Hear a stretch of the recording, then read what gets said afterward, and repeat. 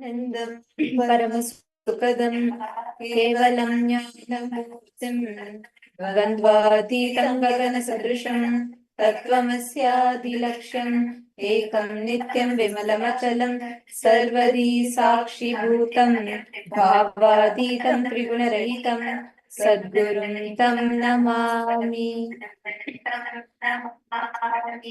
Nityanandam, we welcome every one of you. A very, very blissful, happy Krishna Janmashtami to every one of you that are joining with us here. We thank every one of you for taking out your time for being here with us today on this grand occasion of the Krishna Janmashtami celebrations in KAILASA. Actually, literally, Krishna Janmashtami is such a special occasion. You can literally you can touch and feel celebration in the air of KAILASA because Krishna is celebration. Celebration is Bhagavan Krishna.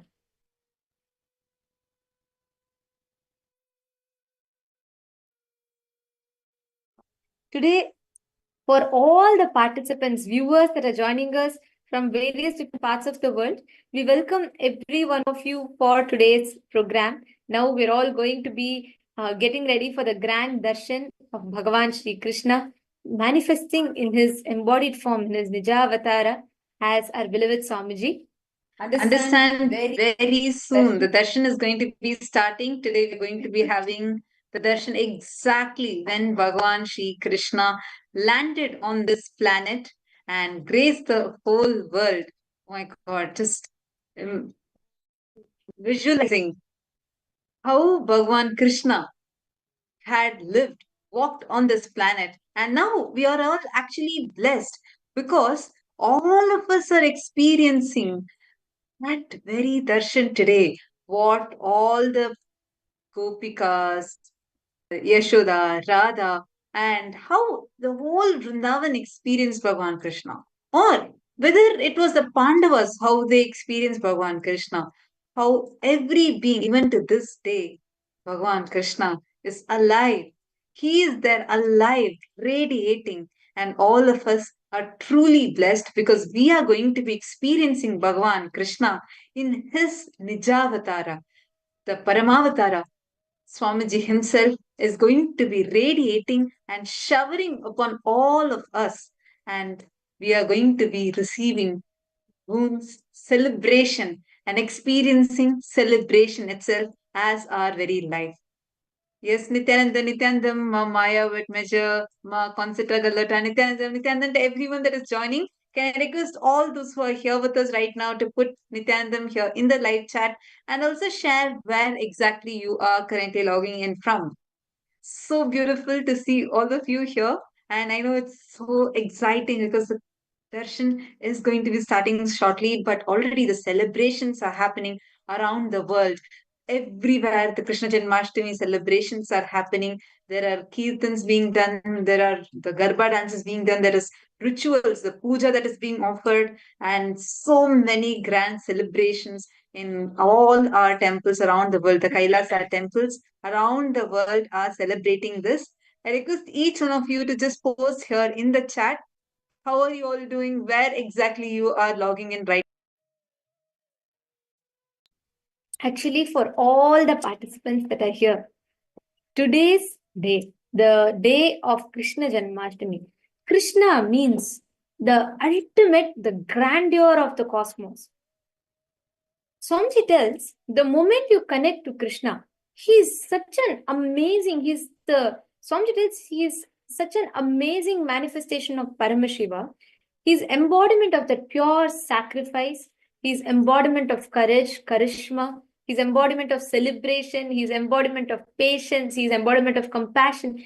Everything. The most perfect happening of the cosmos is Bhagavan Shri Krishna. Krishna is the Purna Avatara. He is the complete incarnation. Even Bhagavan Sri Ramachandra Prabhu he is not considered as a complete Purna Avatara. Krishna is the Purna Avatara of the cosmos, of Parabrahma, Parandhama. He embodies ultimate celebration, ultimate joy.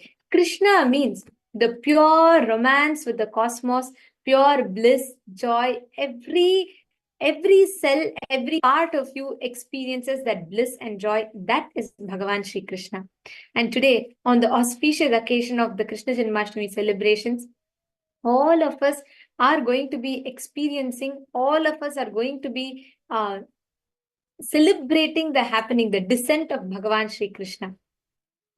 And today, in preparation to that, we're all going to be understanding about how to experience what is celebration, like what does Bhagavan Shri Krishna embody? What does he represent? We're going to be understanding and learning about that, and we're going to be preparing for the grand darshan that we're going to be receiving today. And Bhagavan Shri Krishna embodies that prema bhakti. Every aspect in the space when you connect to Bhagavan Shri Krishna, it is pure devotion, it is a pure bliss. That is what you experience. And when you connect to Parandhama today, you're going to experience that literally the parallel universe of Vaikuntha opening up to you. And you are going to be experiencing, Swamiji is going to be raising all of us to that blissful space of how it means to be around Bhagavan Shri Krishna. Now, first, in preparation, as we all get ready to receive the darshan today, the first thing we're going to be understanding or learning about is what is the space, the parallel universe of Bhagavan Shri Krishna's existence in Vaikuntha Loka like. And we're going to be first understanding what does he embody, what does he represent, and what does Bhagavan Shri Krishna embody as his.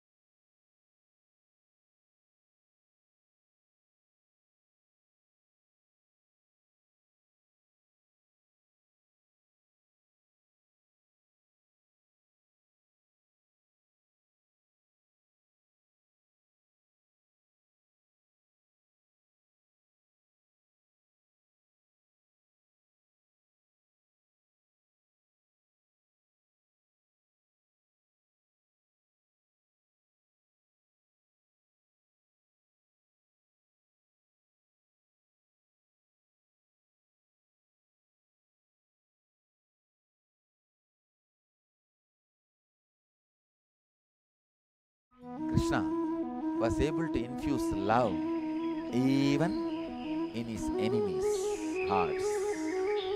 You can't separate Krishna and love.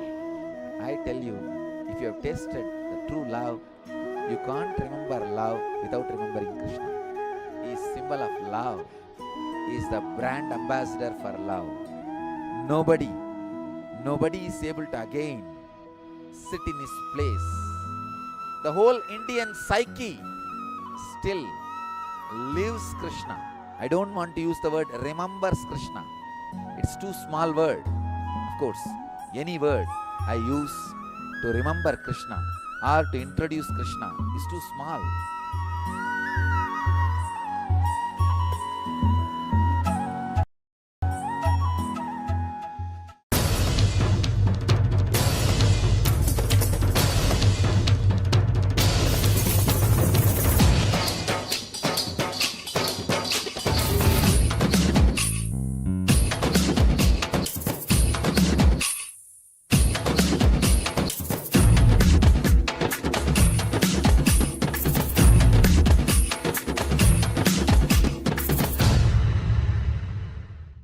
Krishna celebration is his life and message.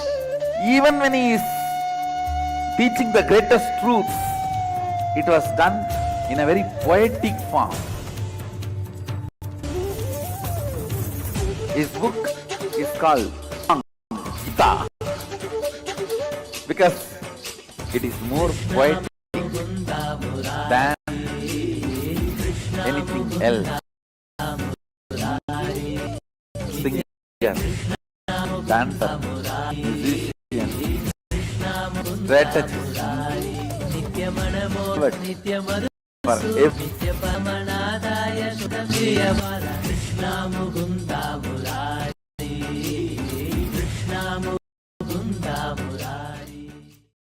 Krishna is the greatest blessing, gift we can receive from Krishna. Understand the kind of a charismatic personality he is, the kind of the extraordinary charisma he manifested. Knowing Krishna, loving Krishna, being Krishna, celebrating Krishna is the greatest gift we can receive from Krishna. In one line, if I have to say Krishna Bhakti, actually, when you are in romance with Krishna, everyone around you feels you are Krishna. Krishna Bhakti internally keeps you in romance with Krishna. Everyone around you feels you are Krishna.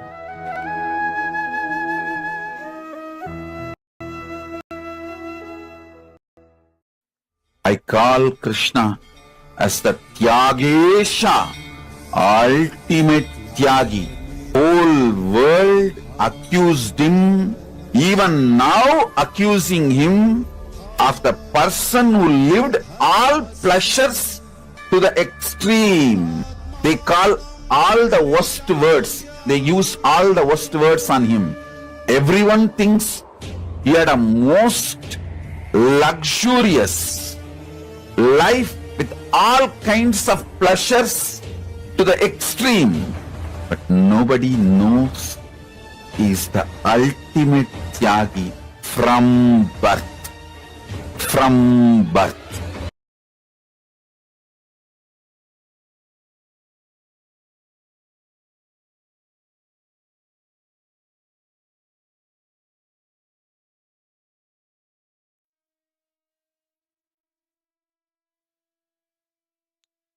And to experience this dimension of Bhagavan Krishna, whether the extreme romance with life, romance with everything, or that ultimate Tyaga, Bhagavan Krishna as an ultimate Tyagi. Today, we are going to be celebrating the Krishna Janmashtami, the very happening of Bhagavan Krishna, and in the physical embodied form as our beloved Swamiji. Today, Swamiji is going to be giving us all the Bhava Samadhi darshan as Bhagavan Krishna, and we are all blessed because we are going to be experiencing this dimension today. And this is going to be a really powerful darshan.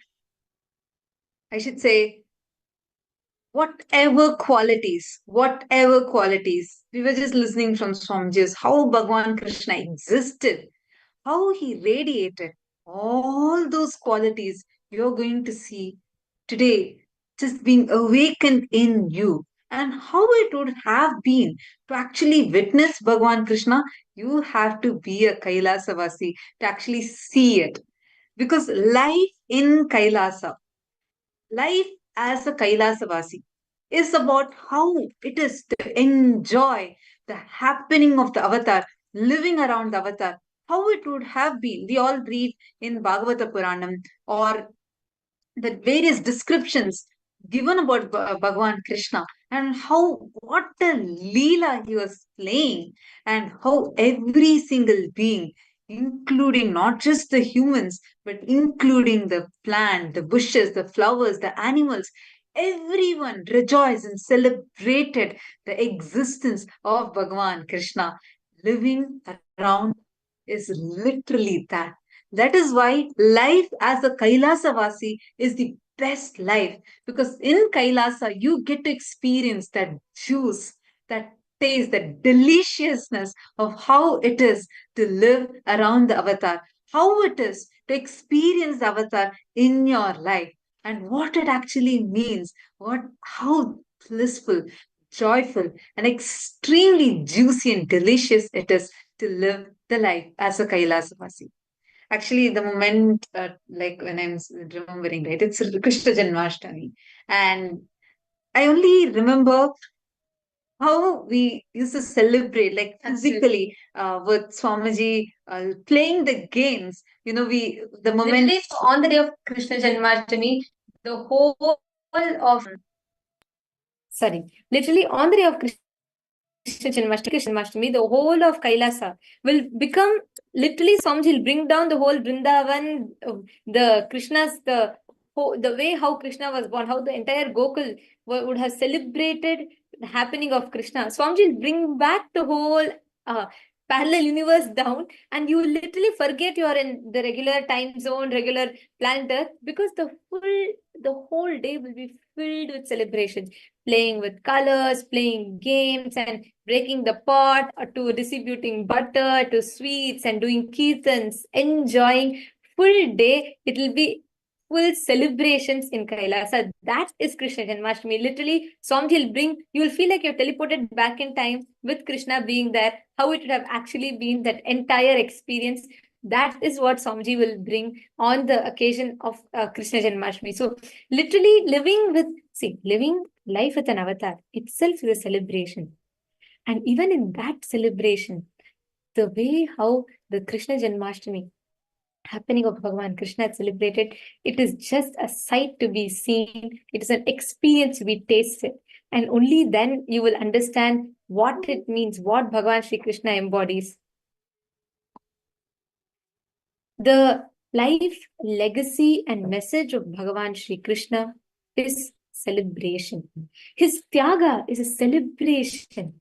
His life, from the time, actually, if you see Bhagavan Shri Krishna's life, from the time of his birth till he left the body, there were so many attacks and what not. Still, still Bhagavan Shri Krishna continuously, again and again and again, he made everything celebratory. He lived life such a way where, despite all these attacks, everything, the way he's lived his life, even today, a mother will tell a child that, don't be as naughty as Krishna. He lived his childhood despite all the asuras are coming and attacking. He lived his childhood in such a way that every mother wants a child like Krishna. Despite all the persecution, he had to leave his home, he had to leave his village, and he had to go. And his whole youth, he enjoyed in such a way that everyone wants a beloved like Krishna and Radha. He lived his whole life as a friend in such a way that everyone wants a friend like Krishna. He lived his life as a king, as an administrator, as a leader, as a strategizer in such an amazing manner that everyone wants, and thinker, a strategizer, a strategist like Krishna. Despite everything that happened to him were only attacks and whatnot, still he lived his life in such a way, his legacy. Every part of his life, people celebrate and enjoy his friendship, his jnana, the way, the knowledge that he radiates. Each aspect of him is celebrated so much, so dearly. Now, who is Bhagavan Krishna? And just a small message from Swamiji on celebrating life like Bhagavan Krishna. Let's listen to the revelation from Swamiji now.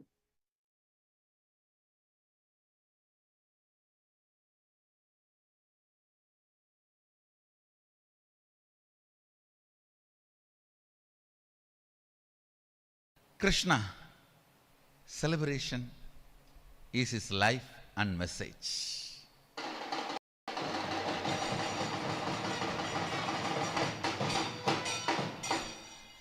The word celebration is the essence of his life and message.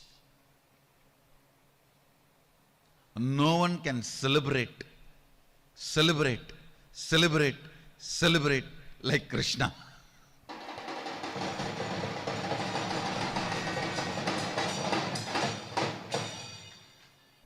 He is so much in love with life. in romance with the cosmos. Nothing ever even occurred to him as pain. He never occurred as pain to anything. Everything was just celebration.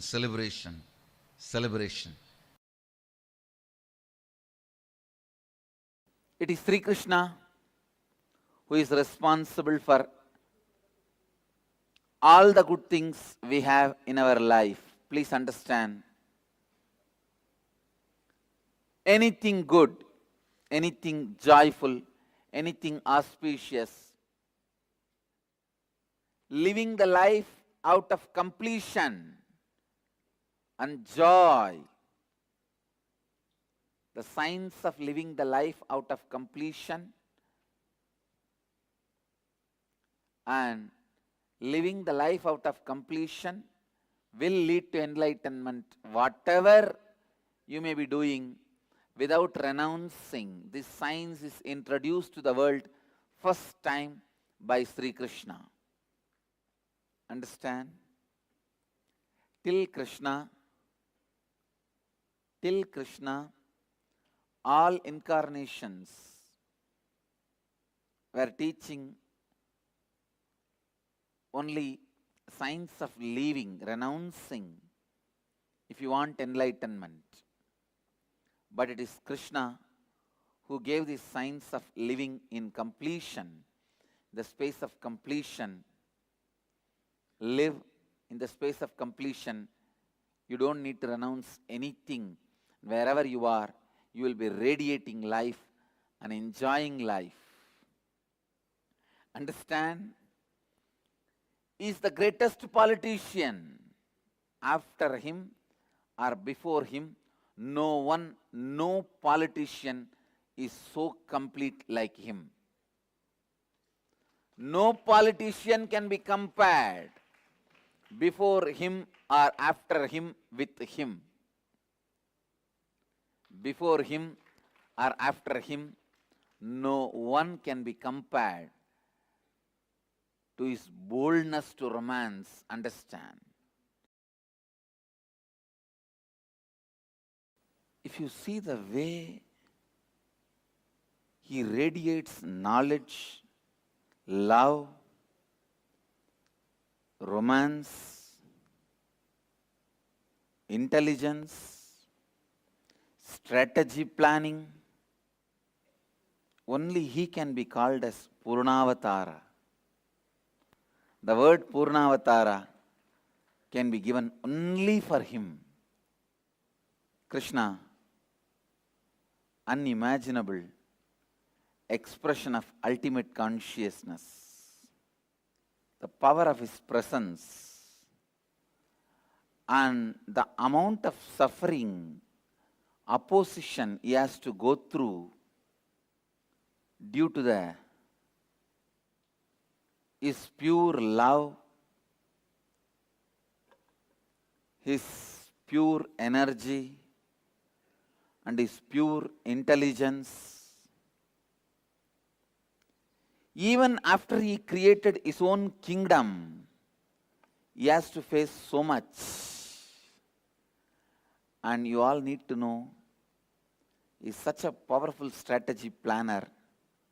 He is not a dry, empty, egoistic. When needed, he even escaped from warfield. When needed, he even hid himself. When you operate from the space of completion, whatever you do is Leela. It is not boring life. Krishna is the first incarnation demonstrated the concept of Leela on the planet Earth. First incarnation who demonstrated life can be lived from the space of completion. Krishna is embodiment of joy, embodiment of bliss, embodiment of life. Among the polluted politician, he is the embodiment of purity. Never ever he moved into the space of incompletion. If one politician falls into river, it is called pollution. But if all politicians were fall and drown in the river, it is called solution. But Krishna, being the great politician, never ever entered the space of incompletion and established in the spirituality. That is why it did not take even for one moment to leave all his gopis and gopikas and gopas to go to Mathura to fulfill his life's mission. The greatest protector of Dhamma, established in spirituality. There is no materialism. If he was materialistic, he cannot so easily leave whole Vrindavan and go just like that. Krishna, the sacrifice he has done to establish Dhamma, the way he lived Dhamma and protected Dhamma, unimaginable, amazing. Still is the one man ruling the whole Hindu consciousness and largest worshipped man. Please understand, largest worshipped incarnation on the planet Earth is Krishna. Making everyone feel that he belongs to them. That is the basic need for the romance to happen. He was able to do, and ability to handle all the anger and jealous from the people who are not able to raise themselves to the level of Krishna. And what a personality.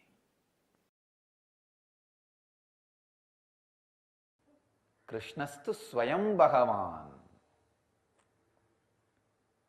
Krishna is very God.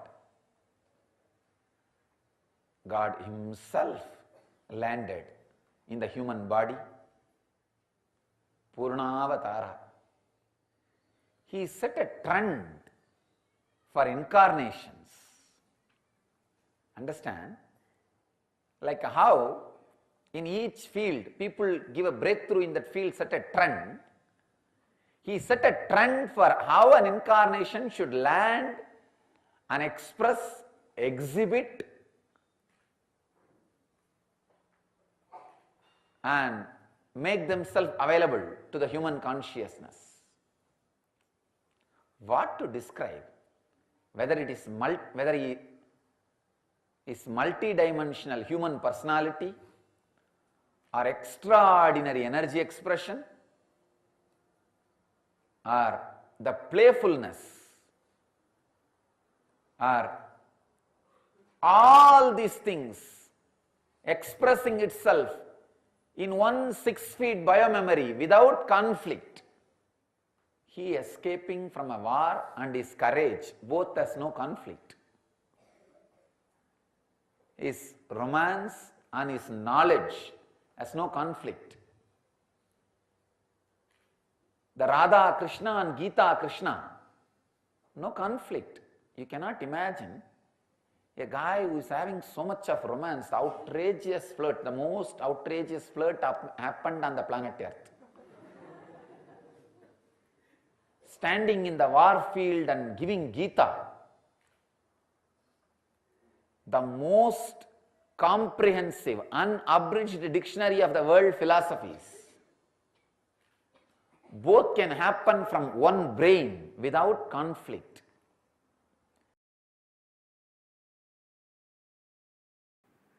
Krishna, if I have to put in one word the life, legacy, message of Krishna, I'll use the word life. Just intense life. It expressed in body as ever youthful, healthy person. It expressed in intellect as amazing strategist. It expressed in emotion as a most beautiful, pure romance. It expressed in the dimension of length, the knowledge, the dimension of breadth, amazing artistic expression. Even when he is teaching the greatest truths, it was done in a very poetic form. His book is called Song, Gita, because it is more poetic than anything else. Singer, dancer, musician, strategist, a beloved for everyone. In length, he expressed knowledge in the breadth, pure art in the depth, the power he manifested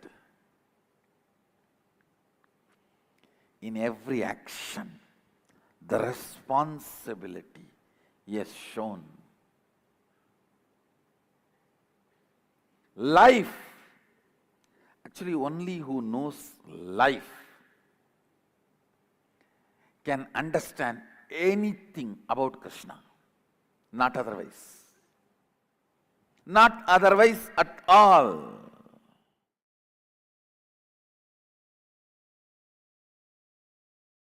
Krishna says beautifully, if you understand me, you will understand you and you will understand the whole universe.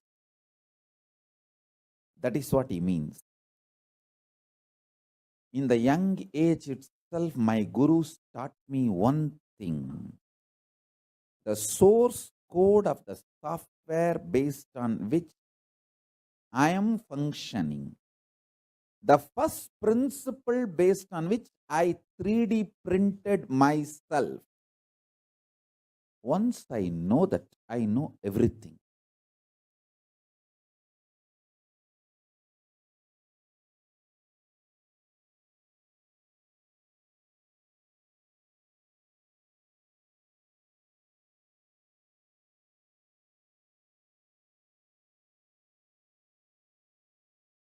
Krishna was able to infuse love even in his enemies' hearts.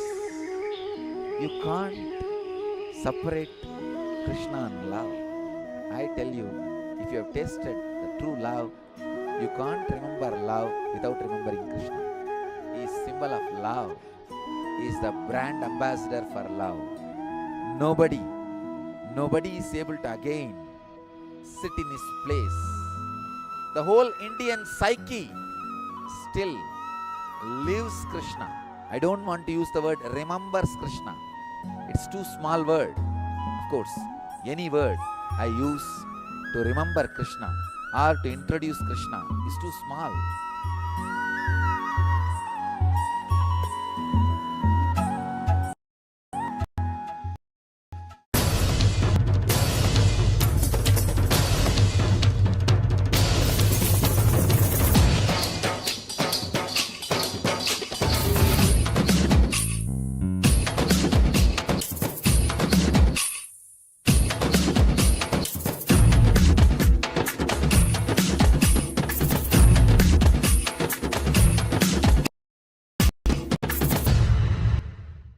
Krishna, celebration is his life and message. Even when he is teaching the greatest truths, it was done in a very poetic form. His book is called Song, Gita, because it is more poetic than anything else. Singer, dancer, musician, strategist, is beloved for everyone.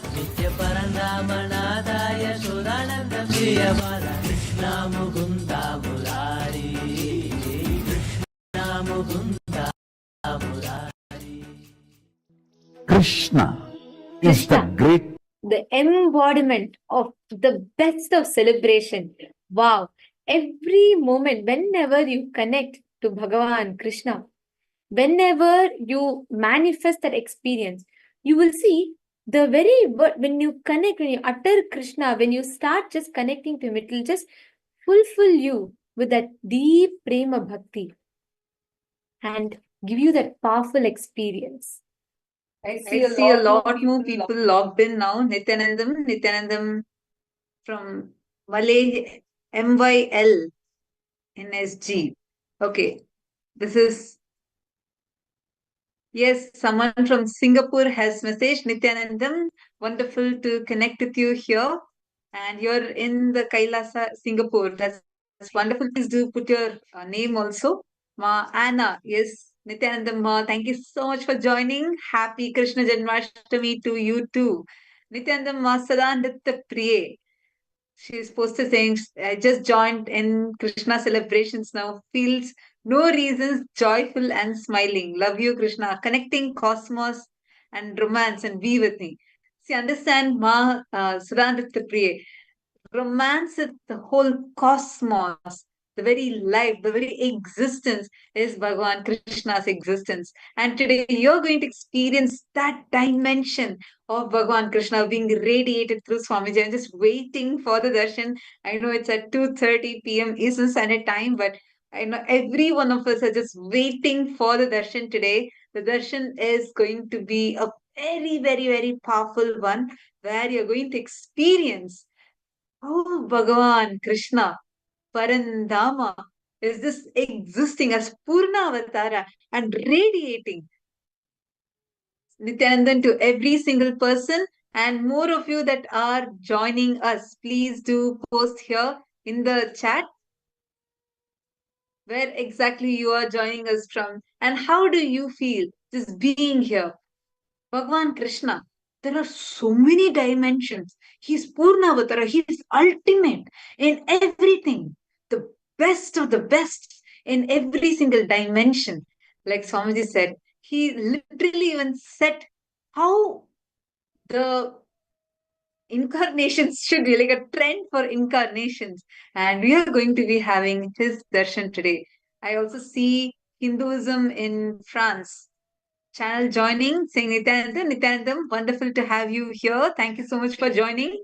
And I request all of you to take a few minutes and share this video with your family and friends so that everyone could join here. We all together can prepare ourselves for the darshan today. And I'm so much more excited and delighted because this darshan that all of us are going to be experiencing today is going to directly connect you to Parandama, Mahavishnu, Bhagavan Krishna, and you're going to experience how your very life, your existence, you will actually fall in love with everything, literally the whole existence, and you will feel that extreme celebration as your very life, your very happening.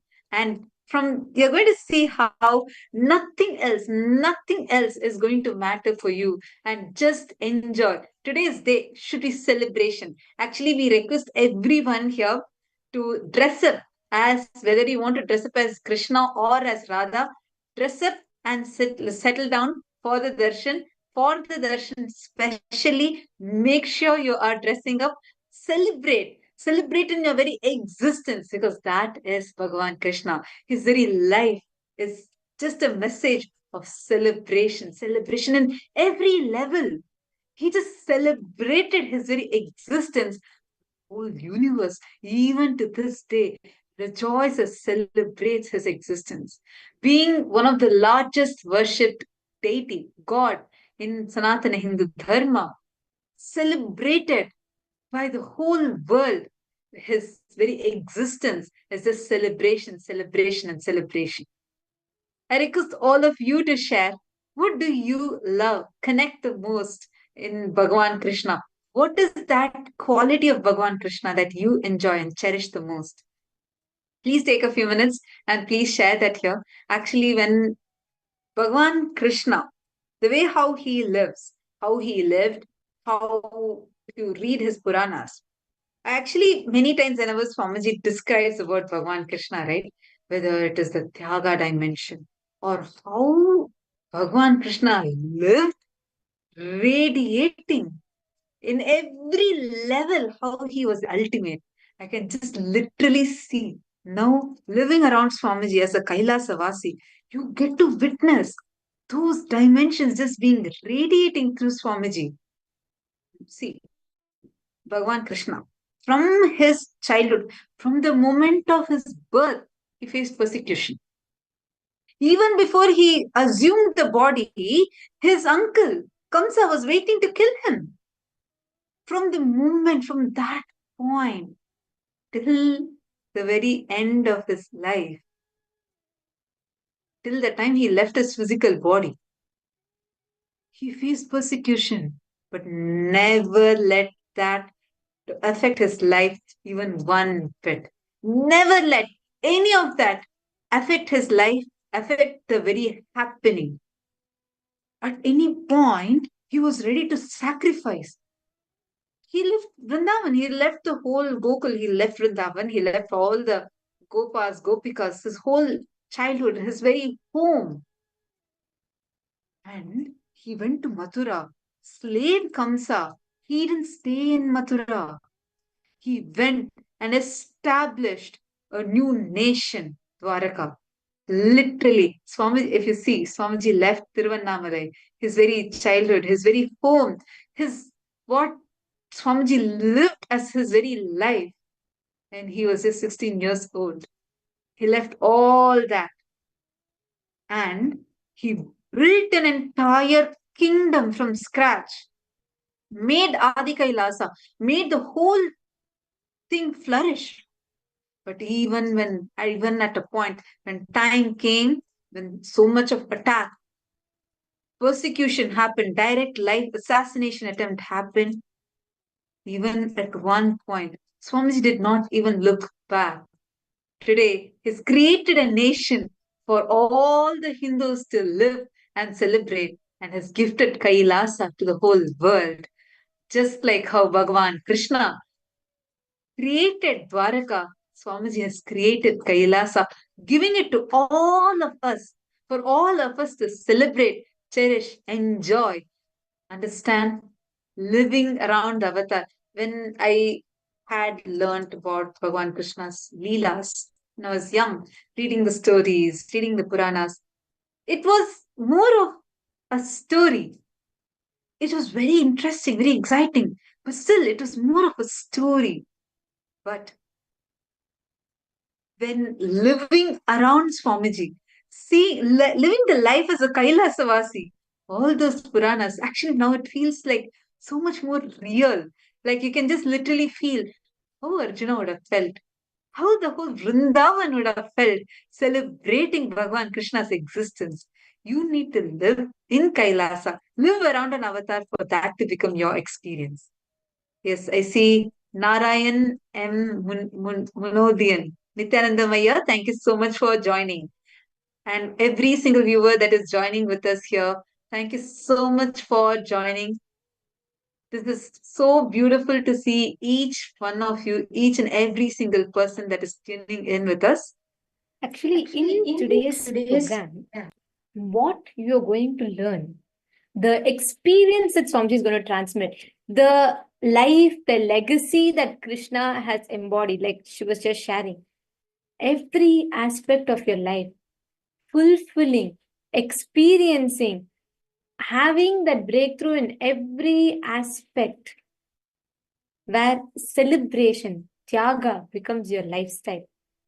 Krishna is called Purnavatara because every aspect of his life, he's lived a life of such phenomenal completion. Can you imagine? He was literally like born in the jail, and as soon as he was born, his uncle was after him. Even before he was born, death awaited him. His uncle would come every day to waiting to see and to, to see when he'll come and to kill him, to attack him. From that to throughout his life, if you see from a third person's point of view, you will see his entire life was filled with attacks and whatnot, and easily he could have just chosen a life of feeling all the time, just defending himself and living like that. No, he lived a life. He lived such a life that people say, you have to live life like Krishna. Absolute tyaga, absolute sacrifice, absolute courage, and absolute charisma. He was in such a romance with life that if people remember Krishna, people remember love. People experience that romance. People experience that bliss, joy. That is Bhagavan Krishna. Actually, he happened exactly at 12 a.m. Indian Standard Time, which is 2:30 p.m. Eastern Standard Time.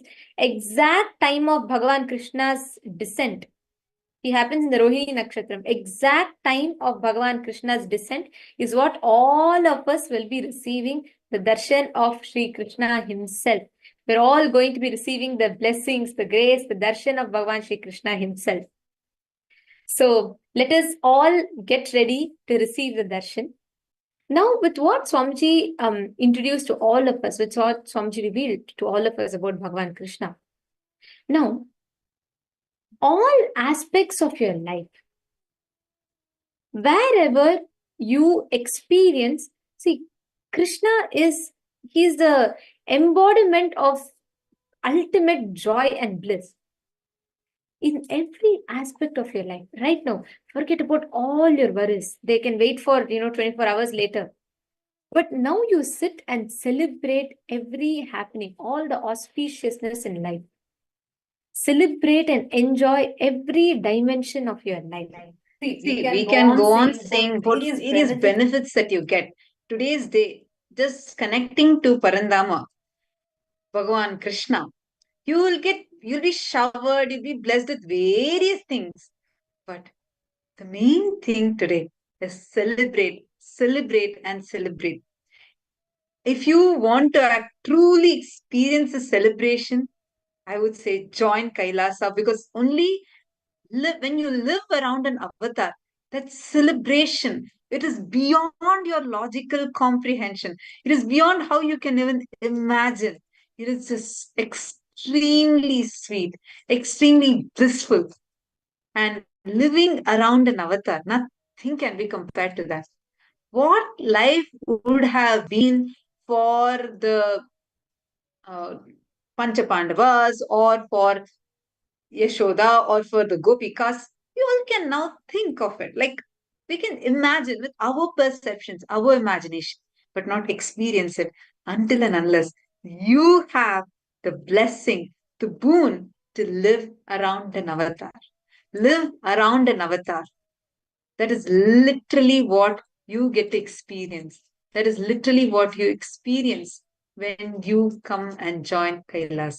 Krishna was able to infuse love even in his enemies' hearts. You can't separate Krishna and love.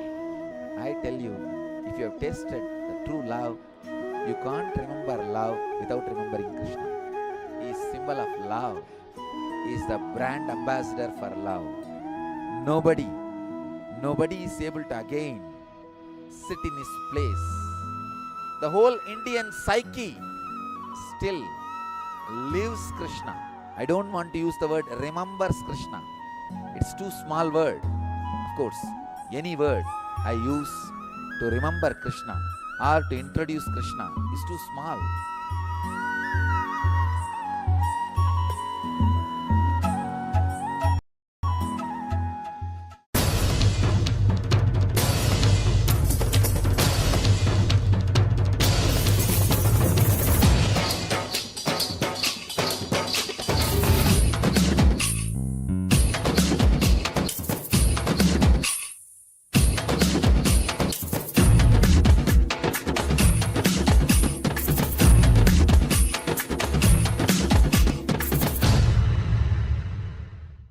Krishna celebration is his life and message.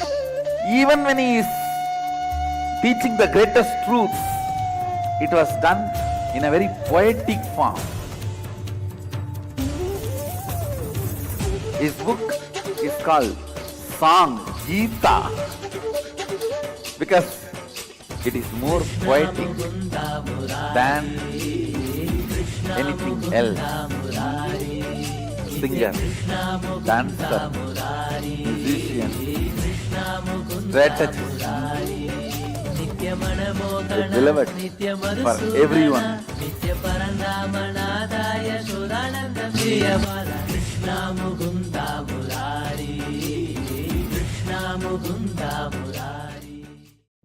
Krishna is the greatest blessing, gift we can receive from Krishna. Understand the kind of a charismatic personality he is, the kind of the extraordinary charisma he manifested.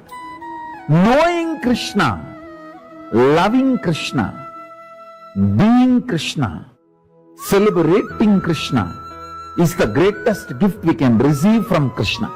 In one line, if I have to say Krishna Bhakti, actually, when you are in romance with Krishna, everyone around you feels you are Krishna. Krishna Bhakti internally keeps you in romance with Krishna. Everyone around you feels you are Krishna.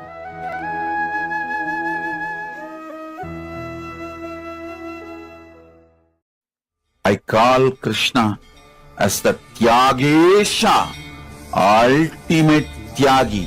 Whole world accused him, even now accusing him of the person who lived all pleasures to the extreme.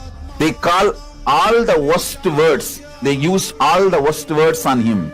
Everyone thinks he had a most luxurious life with all kinds of pleasures to the extreme.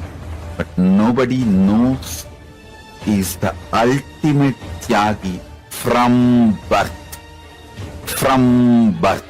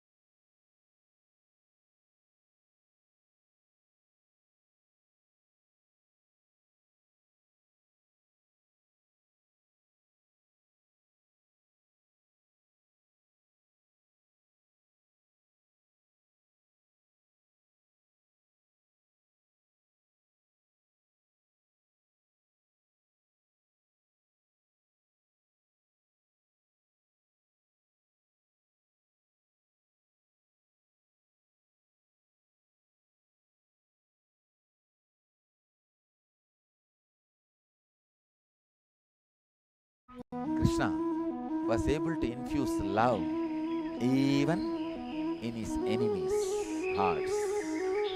You can't separate Krishna and love. I tell you, if you have tasted the true love, you can't remember love without remembering Krishna. He is symbol of love. He is the brand ambassador for love. Nobody is able to again sit in his place.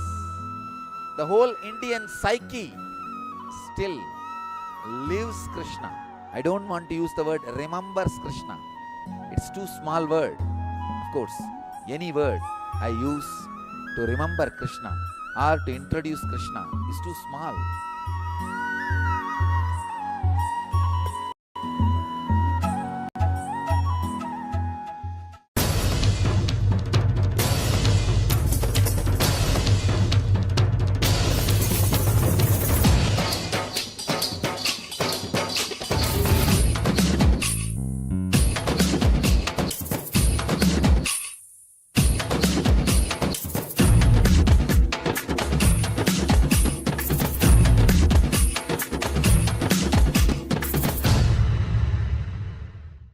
Krishna celebration is his life and message. Even when he is teaching the greatest truths, it was done in a very poetic form. His book is called Song, Gita, because it is more poetic than anything else. Singer, dancer, musician, strategist, the beloved for everyone.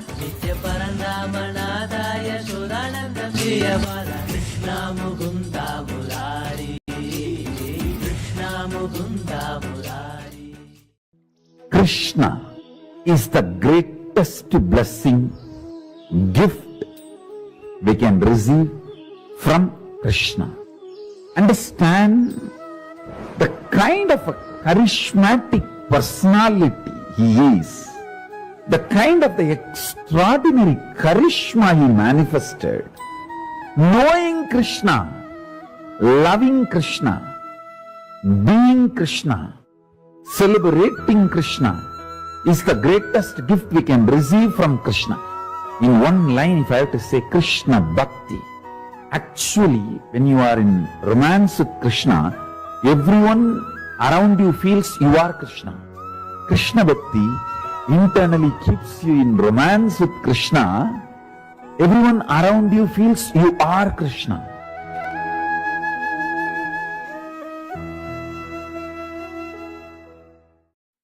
I call Krishna as the Tyagesha, ultimate Tyagi. Whole world accused him, even now accusing him of the person who lived all pleasures to the extreme. They call all the worst words. They use all the worst words on him. Everyone thinks he had a most luxurious life with all kinds of pleasures to the extreme. But nobody knows he is the ultimate Tyagi from birth. From birth.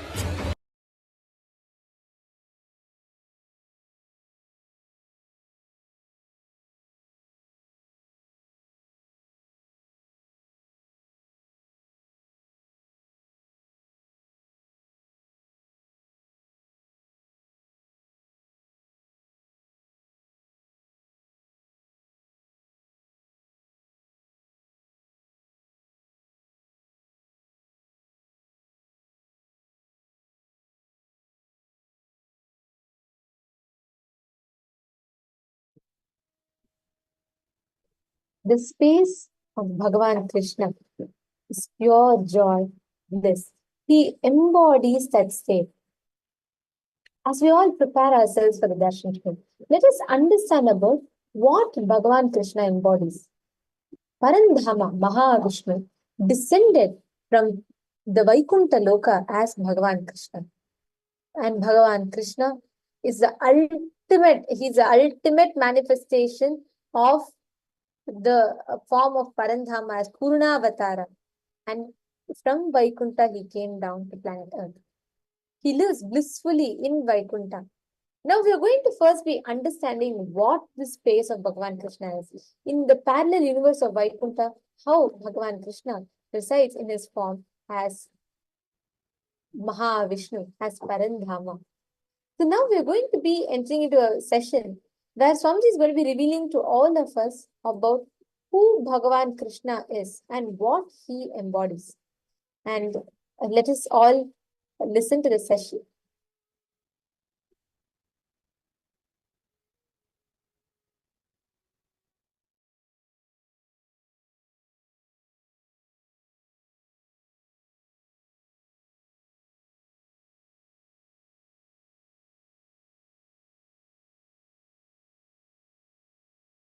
See, Vaikuntha is abode of Vishnu, Parandama. Shripuram is Parameshwari, Paramashiva Shakti. Kailasa is Paramashiva. Mahakailasa is Paramashiva in his pure formless space. 14 lokas are stopping with Brahmaloka. After that, the 4 is beyond Brahmaloka. Vaikuntha, Shripuram, Kailasa, Mahakailasa is beyond the 14 lokas.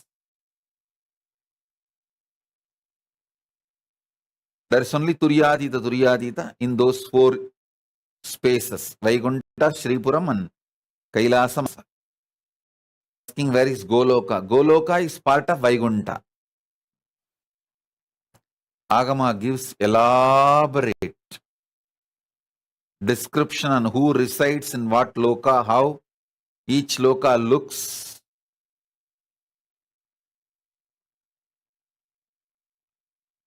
Maybe I can give you those descriptions also. Where is Yamaloka? Yamaloka is in Swargaloka. Part of Swargaloka is Yamaloka. Indradi Dasadik Balaka means Indra, Agni, and Yama, Nairuti, Varuna, Vayu, Gubera, Ishana. All 8. And Batala, Bali, Akasha, Vishnu. All the 10 Dik Balakas. They are called Dasadik Balakas. Indradi, Dasadik Balakas have their worlds in Swargaloka. The Vishnu's higher form, Parandama, is in Vaikuntha.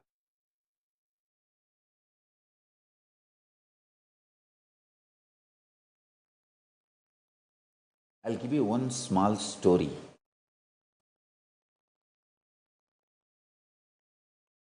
Sanakadi Rishis, the great 4 enlightened beings, directly Putra of Parabrahma, Brahma's 4 sons, considered to be the incarnation of Vishnu's. In Bhagavatam, there are 24 incarnations. Sanakadi Rishis were mentioned formally by Vyasa as one of the incarnation of Vishnu. The Sanakadi Rishis walk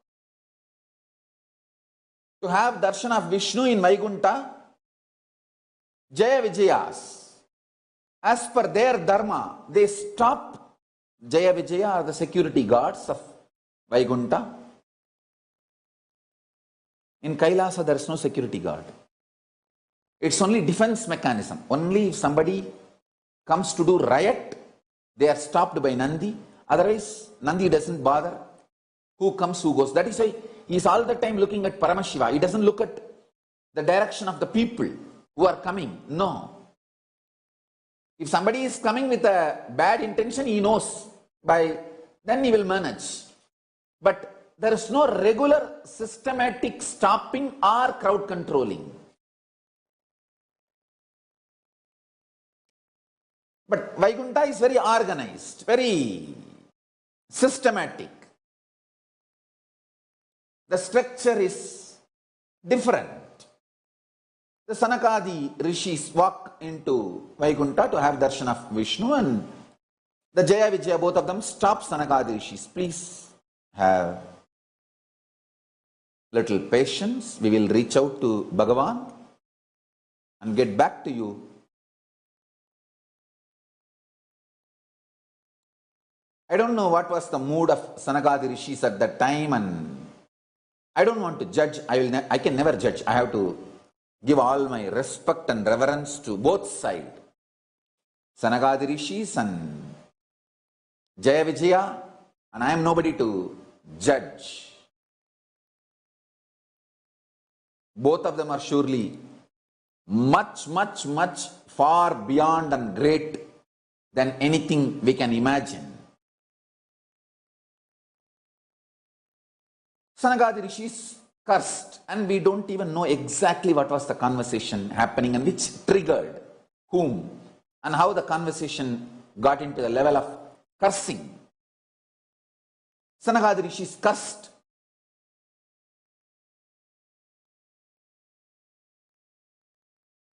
The Jaya Vijaya, that go to Bhuloka and be human beings, be away from Vaikuntha. It's too big curse. It's too big curse. And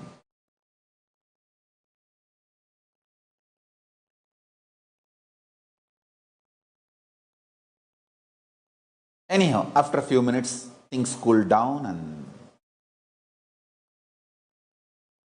when Bhagavan came to know what was going on in the Yoga Nidra, he himself called the Sanakadi rishis and attended to what for they have come. They have come on some urgent issue need to be attended by Bhagavan for the sake of Lokakshema. The purpose for which they were coming was too important and too urgent. So maybe their urgency was legitimate. So he understood that the whole thing happened was an accident, a standard procedure protocol, and the emergency situation where the protocol need to be bent. That conflict was the reason for this whole episode, and he immediately attends to the emergency issue brought by Sanakadi rishis and sends them back. Then he takes the responsibility for the whole situation. He calls Jaya Vijaya, tells them, don't worry. You have kept your dharma. There will always be conflict between the standard policies and the emergency situations needed to be attended. But the emergency situation is only an exemption, cannot be considered as a rule. For example, surely Sanakadi rishis are not going to take the responsibility of the Jaya Vijaya and stand whole day and doing the grunt job of the guardian is not a joke. People who curse Jaya Vijayas, guardians, cannot do one day the job, the grunt job of Jaya Vijayas.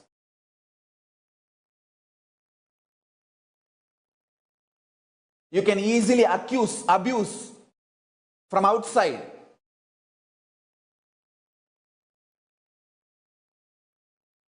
Vishnu hugs both of them, Jaya and Vijaya. Don't worry. They cursed you guys to be away from Vaikuntha. What is Vaikuntha for you guys? Where I am. I will come down to be with you guys when you guys go down. I will come with you guys.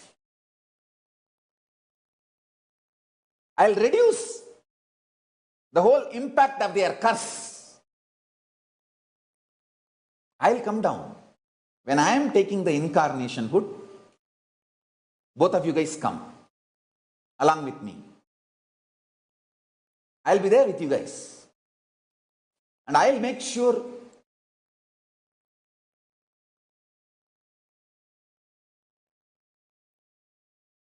You guys are part of my Leela,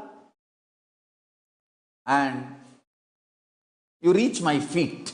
I tell you, the most beautiful strategy of Krishna is his most trusted people, he makes them play the enemy role. So all enemies gang up with them and he finishes all of them once for all.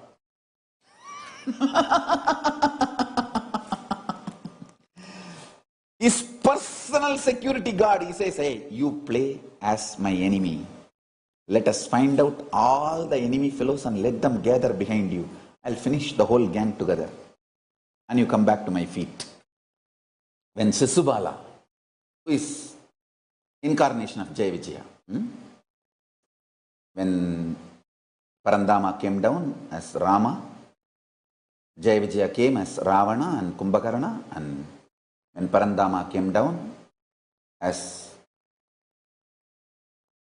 Narasimha, Hiranyakasipu and Hiranyaksha, when Parandama came down as Krishna, the Kamsa and Sisubala.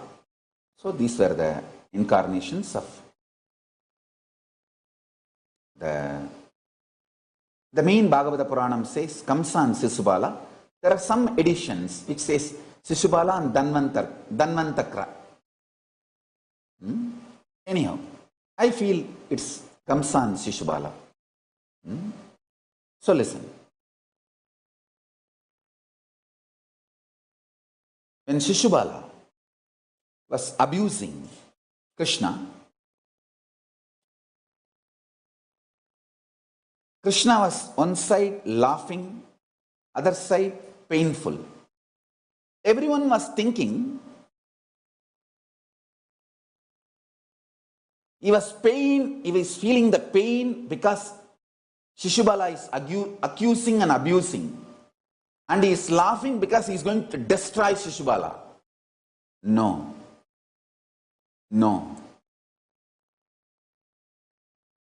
He was laughing at all that negative gang which was smiling, who are going to be really destroyed.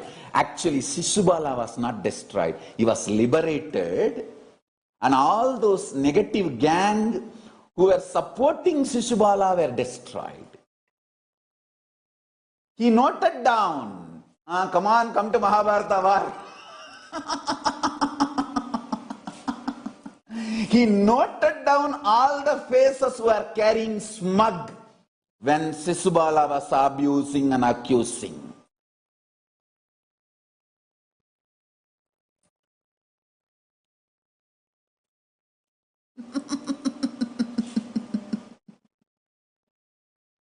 And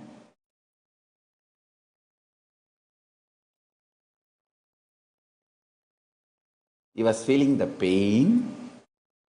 To melt down the pain of Shishubala, because now he has to liberate Shishubala. Understand?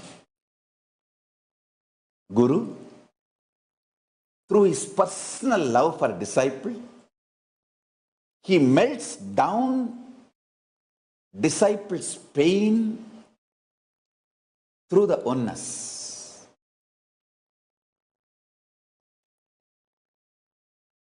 If Krishna feels the pain for 1 second, 1 billion years, the pain which Shishubala need to go through will be burnt away. So, his own personal guardian,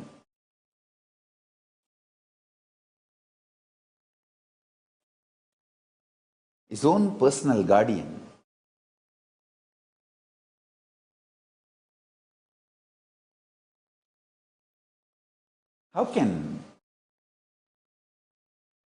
he let Shishubala, his own personal guardian, suffer for billions of years? No. He will internally train them is different. He will never allow external people to torture them. He will never allow external curse, even if it is Sanagadi Rishis.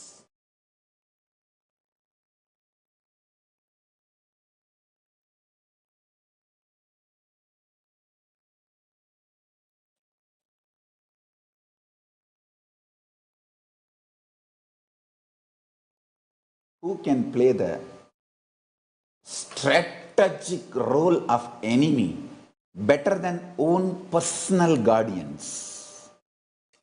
What a Leela.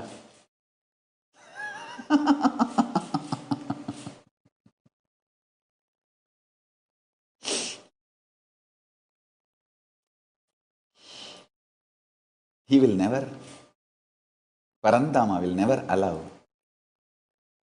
the suffering to his people from others.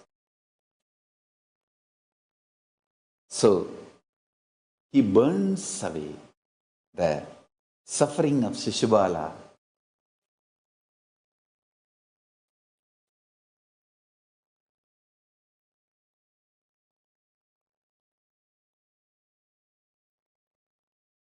understand, you will never know the reason for Parandama's pleasure or pain. Good. Of course, it doesn't have bad.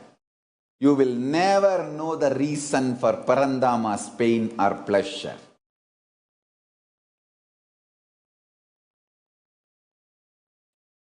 Finally, that 100 abusal, he gives time just to note down all those fellows who are supposed to be destroyed. Shishubala was not destroyed, was liberated. He has gone back to his original space, Vaikuntha. He served, he did his strategy, his job perfectly. I tell you, after this Shishubala Vada, what would have been the scene? I tell you. Within 3 seconds, Shishubala was in Vaikuntha, Parandama sitting with Shishubala, maybe sipping little Amrita and having bit leaf and bit nut and giving him one and he also chewing one.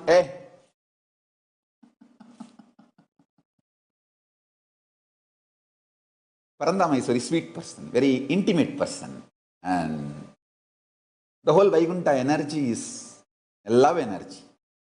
The love is the source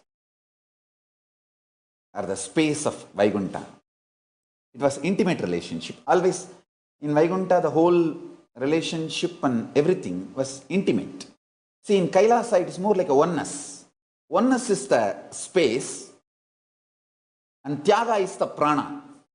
In Vaikuntha, love is the prana and intimacy is the space of the whole Vaikuntha energy. And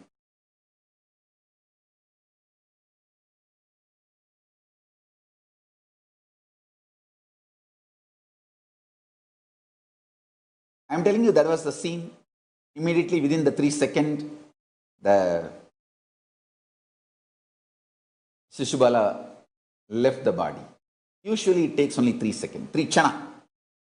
Second is the wrong unit, chana. Chana means the gap between one thought and the other thought. Body, the Atma of Shishubala leaving the body and the transition and assuming is Divya Sarira as Vijaya in Vaikuntha. Jaya is the senior, Kamsa, and he has already reached. And Vijaya reaches the next. I tell you,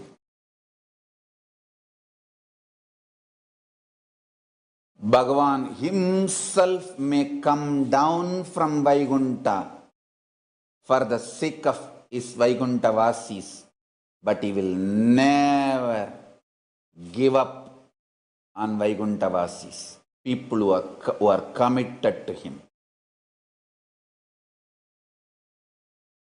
Whatever may be the situation,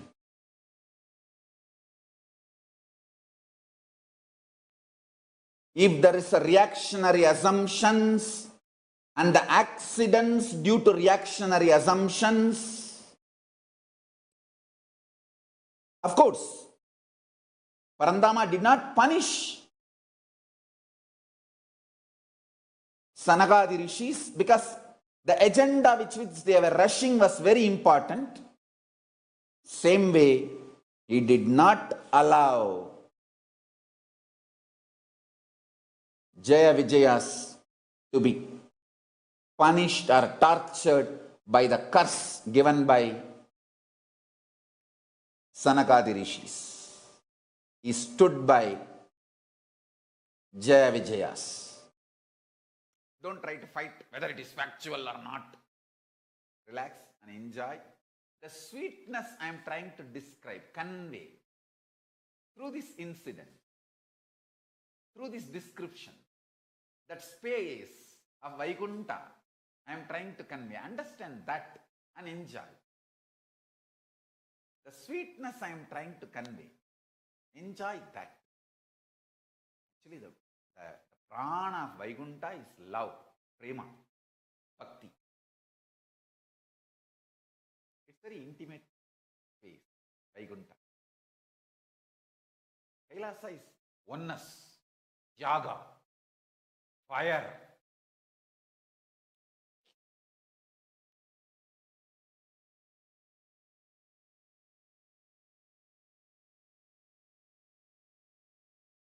Vaikuntha is more like a cool prema bhakti, the love space. If you internalize this one powerful cognition, suddenly you will see, you will manifest powers and you will start aligning to higher vertical time zones. From Bhu, you will move Bhuva, then Suva, then Tapa, then Satya, then Vaikuntha, then Kailasa. Every time you internalize one powerful cognition, you raise your existence to higher vertical time zones.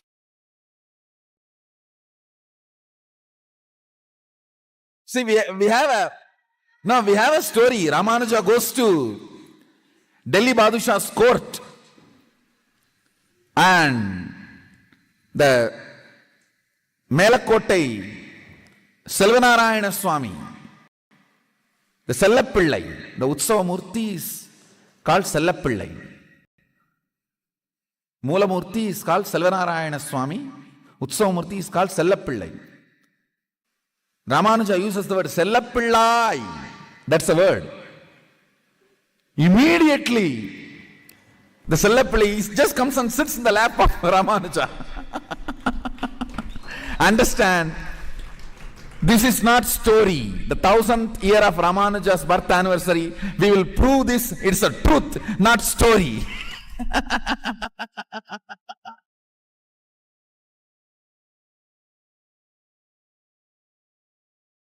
When you call, see, he did not say, O Narayana, Vishnu, Parandama, Sellapillai. He came.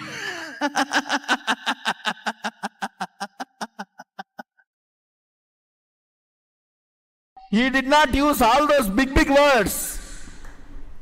Parandama, Madhava, Vishnave, Vishwam Vishnur Vashatkaro Bhuta Bhavya Bhavat Prabhu.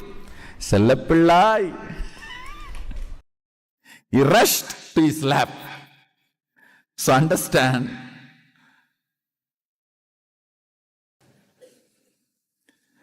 the whole thought current presented in that story is not false, it is true. Ramanuja goes to Delhi Badshah's court and demonstrates his charisma and energy. Badshah gets shaken and he asks, what do you want? He says, I want my Sellapillai, the main deity which was worshipped by Brahma and handed over in the whole Guru Parampara, the Parampara to Brahma to Sanadana, Sanat Kumara, and then it comes down to Melakottai, and that deity, for that only they put that Vairamudi. See, from Vaikuntha, the crown falls to planet Earth. In search of Vishnu. And then Garuda was given the responsibility, go and fit this to every deity. A real Vishnu deity, this crown will fit properly. When they brought it and put it on this Melakota Selvararayana Swami, it fitted properly. So he is the real Vishnu deity. So it was given to Melakote Selvararayana Swami.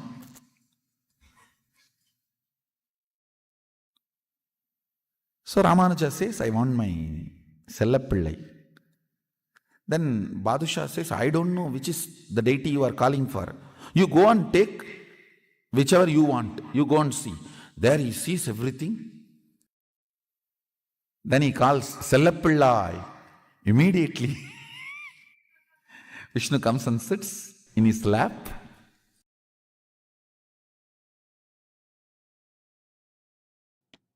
Tirupati, Srinivasa's temple, Srirangam Ranganatha's temple, they can straight give you the experience of Vaikuntha. Understand? These are the organic, living organism. Living organism, living energy portals, which can open up like a time shaft and teleport you directly to those lokas.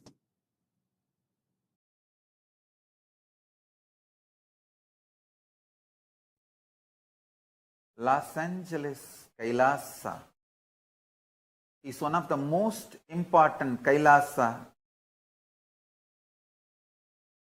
till now I have manifested. The deities are literally birthed by Paramashiva, myself directly.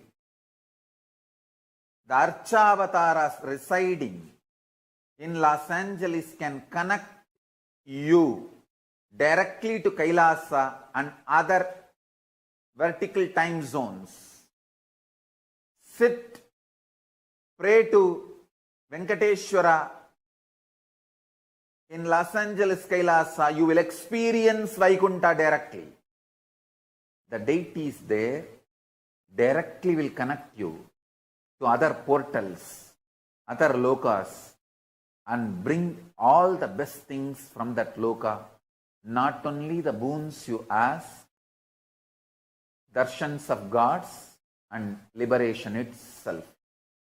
It is literally, I brought the Kailasa stage, a supernal effulgence of Kailasa, and made this Los Angeles Kailasa. Los Angeles Kailasa is one of the connection points with Maha Kailasa and Buloka and all other lokas, spaces.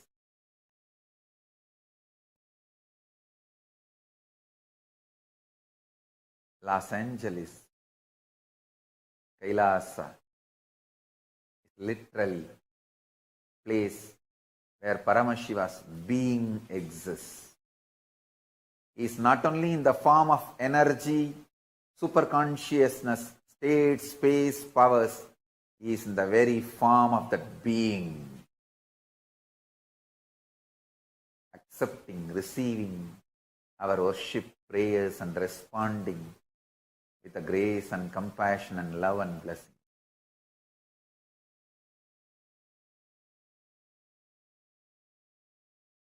Vaikuntha Ekadashi, the day the doors of Vaikuntha are kept open for anybody who walks in. Vaikuntha Ekadashi is the day. So tonight Dwadasi starts.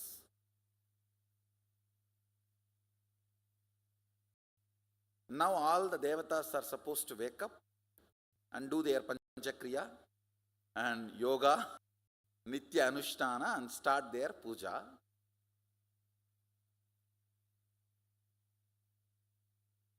as a gift bonus.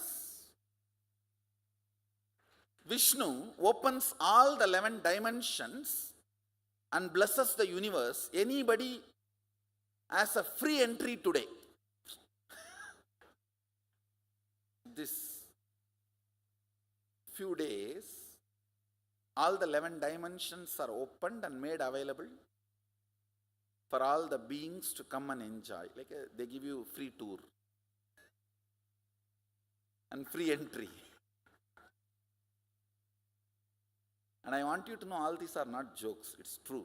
It is really.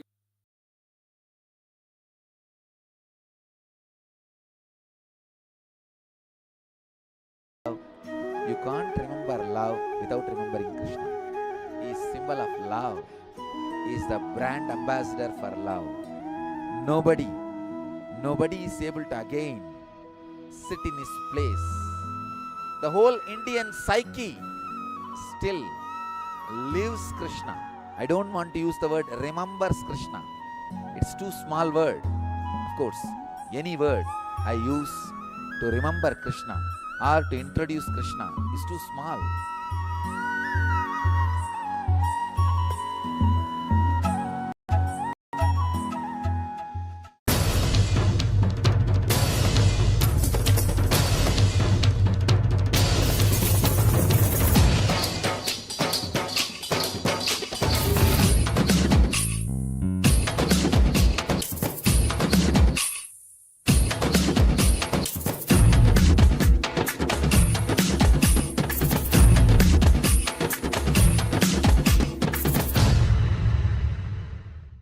Krishna celebration is his life and message. Even when he is teaching the greatest truths, it was done in poetic form. His book is called Song Gita because it is more poetic than anything else. Singer, dancer, musician, strategist, the beloved for everyone.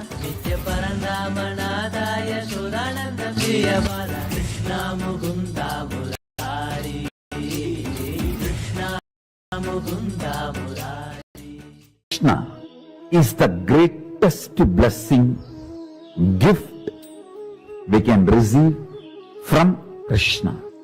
Understand the kind of a charismatic personality he is, the kind of the extraordinary charisma he manifested. Knowing Krishna, loving Krishna, being Krishna, celebrating Krishna is the greatest gift we can receive from Krishna. In one line, if I have to say Krishna Bhakti, actually, when you are in romance with Krishna, everyone around you feels you are Krishna. Krishna Bhakti internally keeps you in romance with Krishna. Everyone around you feels you are Krishna.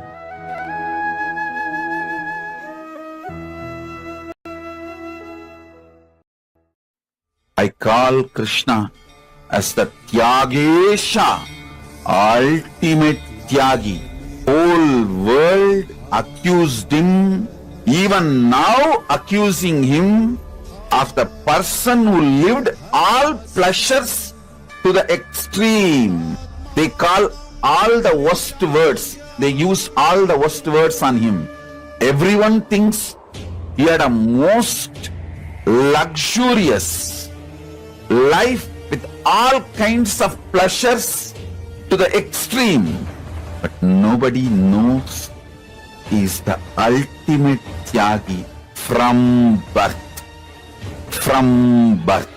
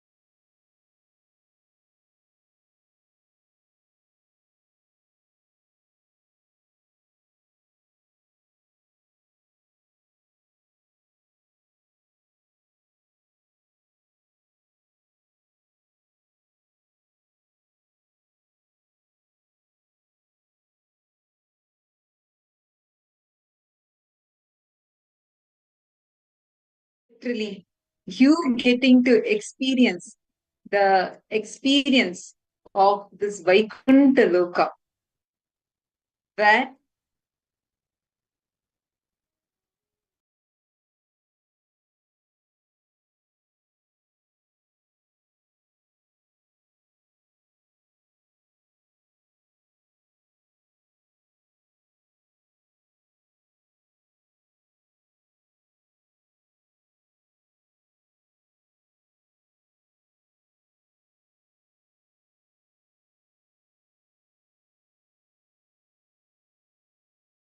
literally you getting to experience this Vaikuntha Loka, where you are teleported to that ultimate abode of Parandama, Mahavishnu, experiencing Bhagavan Krishna can happen to you today.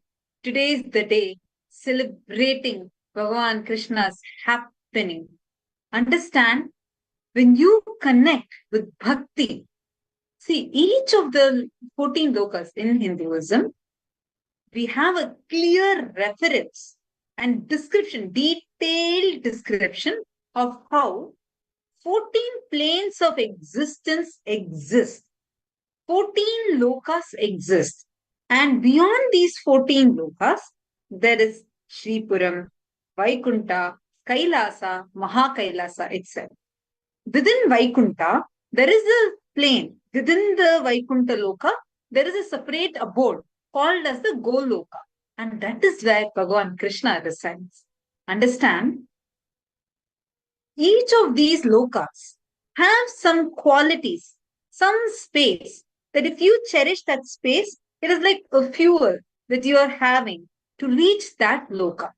For example, let's say you cherish win-win strategy. I win, you win. That is a strategy for my life. If you start cherishing this, then automatically you will start being connected to your Swargaloka identity, the identity of you, which is existing in Swargaloka. Same way, when you start cherishing, let's say, tapas in you, the more interested in unclutching, tapas, you are raised to Tapoloka. When you celebrate Bhagavan Krishna, experiencing the deep bhakti, the prema bhakti in you, the bhakti dimension itself, that bhakti is the fuel that raises you to experience the Vaikuntha Loka. And today, the cosmological happening is so beautiful that the Vaikuntha Loka is opening up for all of us to experience. I also see more people, Ma Alkananda Gaud, Mr. Balan, and someone named Healing Master, Shiva, Ma Barbara, Ma Paramashiva Shakti, Kritika Radhakrishnan, Ma Sonia, Swapna Viranala, and Ma Ekapada Shaktini, Nityanandam, to every single one of you. Thank you so much for joining us in today's live celebrations of Krishna Janmashtami, as all of us await the beautiful, the most beautiful existence of Bhagavan Krishna, the darshan that is going to start exactly today at 2:30 p.m. EST. 2:30 p.m. Eastern Standard Time, we are going to be experiencing the darshan of Bhagavan Krishna. So get ready.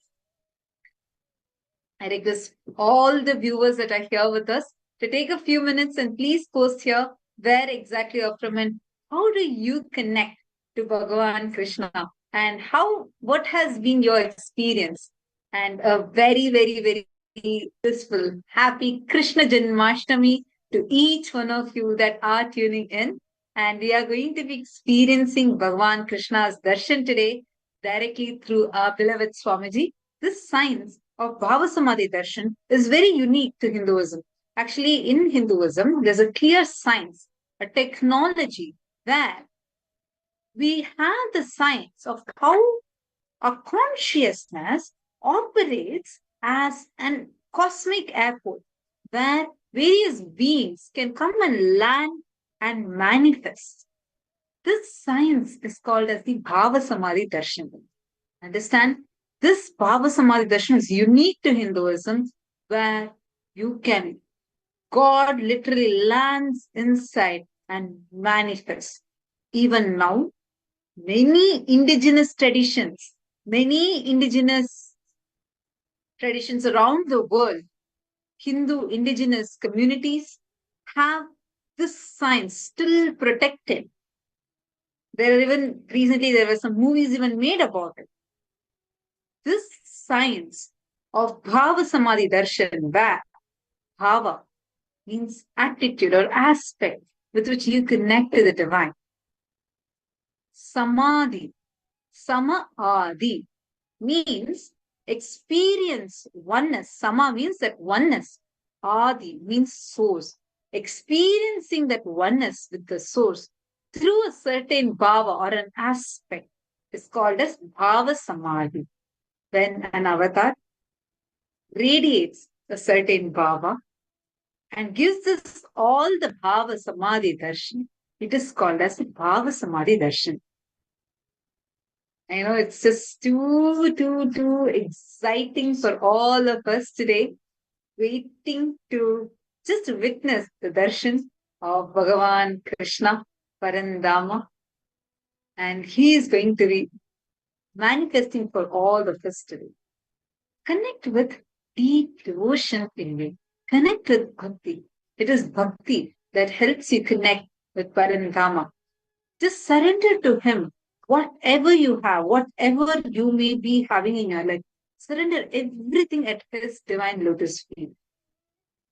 You're going to see how the whole existence will just become like that of Bhagavan Krishna. Celebration will become your very existence.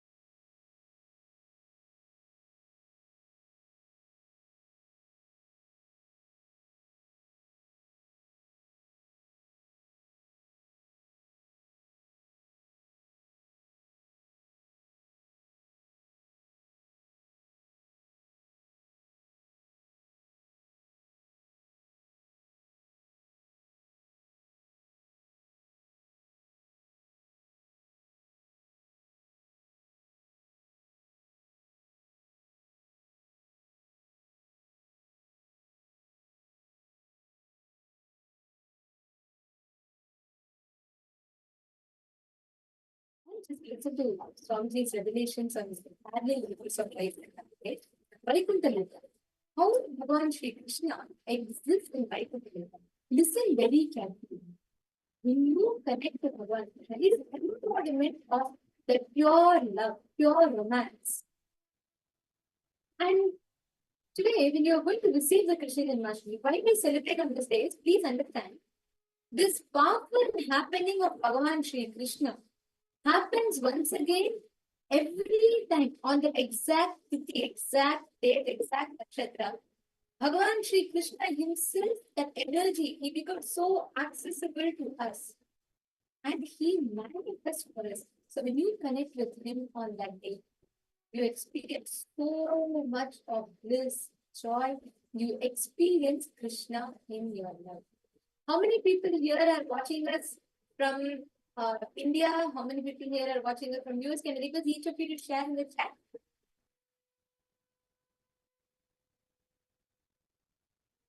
Today's darshan, what we are going to be receiving is just simply too powerful.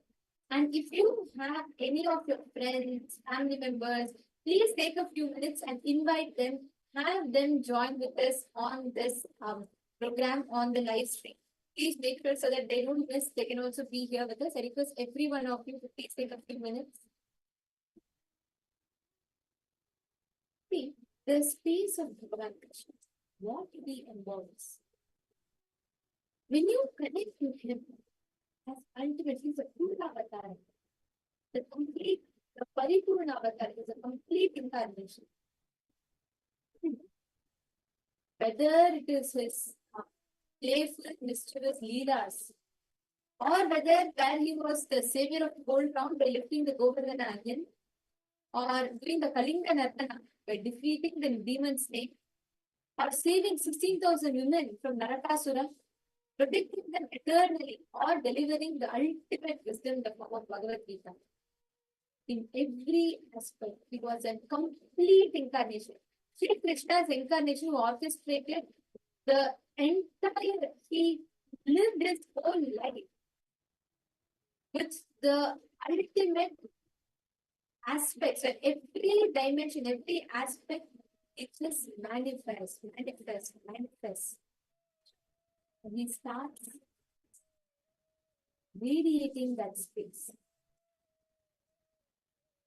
Today, for all of this, during the Krishna Janmashtami, anything that you want to connect with, anything that you want to ask about, Shri, he is the hero of Hinduism. He is the beloved of everyone. When you connect to him, anything you want, your deepest prayers, you can just connect deeply to Krishna. Because Krishna is just intense life. In body, that intense life is expressed as ever youthful, healthy person. In intellect, that intense life is expressed as amazing intelligence, amazing intellect, and amazing strategies. In emotion, that life is expressed as beautiful romance. In the length dimension, it is expressed as knowledge. The dimension of breadth expresses amazing artistic expression. Whether flute, playing the flute, music, everything. In every aspect, he has expressed the ultimate, the best of what a human being can be.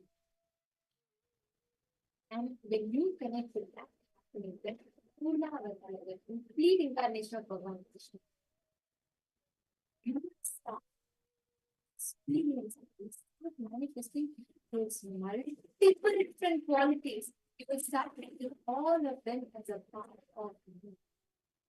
You will start manifesting each of them as an expression, as an extension of you. This is what all of us are going to be experiencing today. This is what all of us are going to be understanding today. When you connect to Bhagavan Krishna, every aspect of your life, where you seek fulfillment, whether you seek health, wealth, relationships, you will start actually having that breakthrough. And most important, Bhagavan Krishna is the embodiment of ultimate tyaga. He's the greatest tyagi. You will see in every aspect of your life. Many times we all, when we have to make a decision, we strategize. We say whether it is this, that, how do we, how do we actually manifest it? We plan so much, we think so much. But Bhagavan Krishna is the embodiment, peak embodiment of tyaga. He manifests, he does that ultimate tyaga. That is why he's very present in the celebration with the cosmos. Every action of his enriched. Whether he played flute, he liberated thousands of beings through that. Or whether he went and he played with the Gopas and Gopikas, he gave them all Samipya Mukti through that. In every aspect, Bhagavan Krishna embodied celebration. He embodied tyaga. He embodied attention. Today, on the day of Krishna Janmashtami, let us all take this and build that same expression of Krishna as an experience within us. Building, manifesting the pure tyaga of Bhagavan Krishna.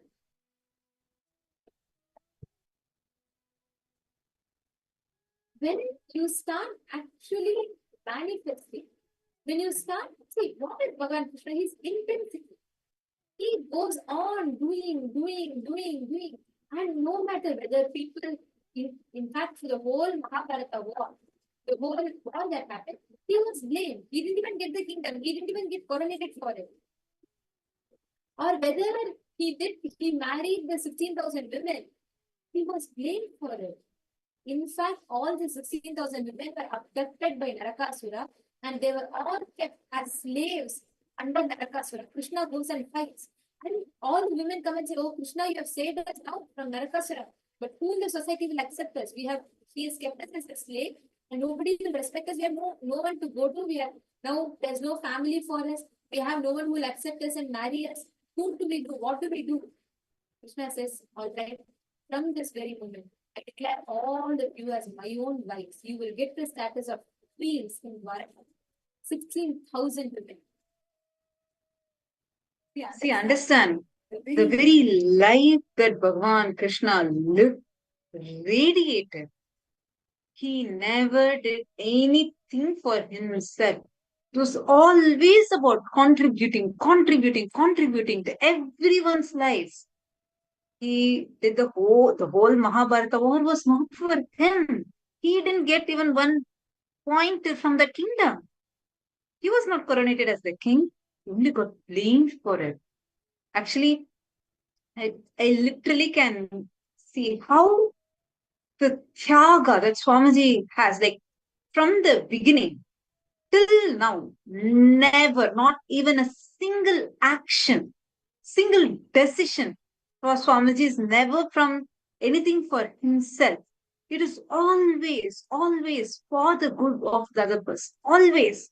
It's only for the other person, whether it is a simple choice of a small jewel that Swamiji is choosing to put on his turban, or decision to do a huge humanitarian service in every level. Like I remember many times Swamiji has told, even in satsang, how whenever any of the devotees go through some kind of uh, legal situation or some debt, something where they're struggling a lot and they are not able to come out of that situation. And they have offered, if they had earlier offered any jewel, anything as a seva to Swamiji, Swamiji will exactly wear that jewel for that day in the satsang and come. And through the initiation that Swamiji is doing, all the punya that comes, directly it will just be sent to the person who has offered the jewel, and immediately people see the results happening in their life. Starting from that simple decision to everything, even the Kailasa being created is only for us. Otherwise, see, any attack, the number of attacks, persecution that Swamiji is being facing, worst attacks and worst persecutions. This whole thing is only because Swamiji is reviving Kailasa, reviving Sanatana Hindu Dharma, creating a nation for Hindus. From the beginning, the anti-Hindu elements have been clearly blackmailing, saying, if you give up on this whole vision about reviving Hinduism, we will stop attacking you. Simple decision for Swamiji to just stop or withdraw from that vision and mission. No, never once. Never even deterred away, even in the slightest manner, even once. And created Kailasa for all of us. Kailasa is for the 2 billion Hindus, creating a safe haven. Today we are seeing attacks happening for Hindus all around the world in so many places. This persecution, we can very clearly see the genocide happening to the Hindus in Bangladesh. For all the persecuted Hindus, creating a safe haven, Swamiji is created. In every level, every decision, it is only the decision to enrich another person. It is literally breathing, living the principle of life is for enriching. Life is for others. Life is for enriching. Literally, like how Puranas describe how Bhagavan Krishna lived, how he radiated. As a Kailasavasi, I can literally see, experientially experience what that means, because I'm seeing how Swamiji is living that science, living that in every single level. Every single level. I request all the participants, the viewers that are joining us, for you to share with us. How do you see this? And how have you had this as your own experience? Can I request all of you to please post here in the chat?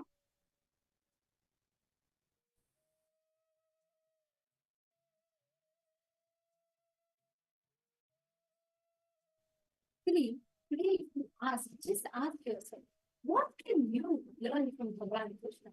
What can you start as your experience? How can you start manifesting Bhagavan Krishna?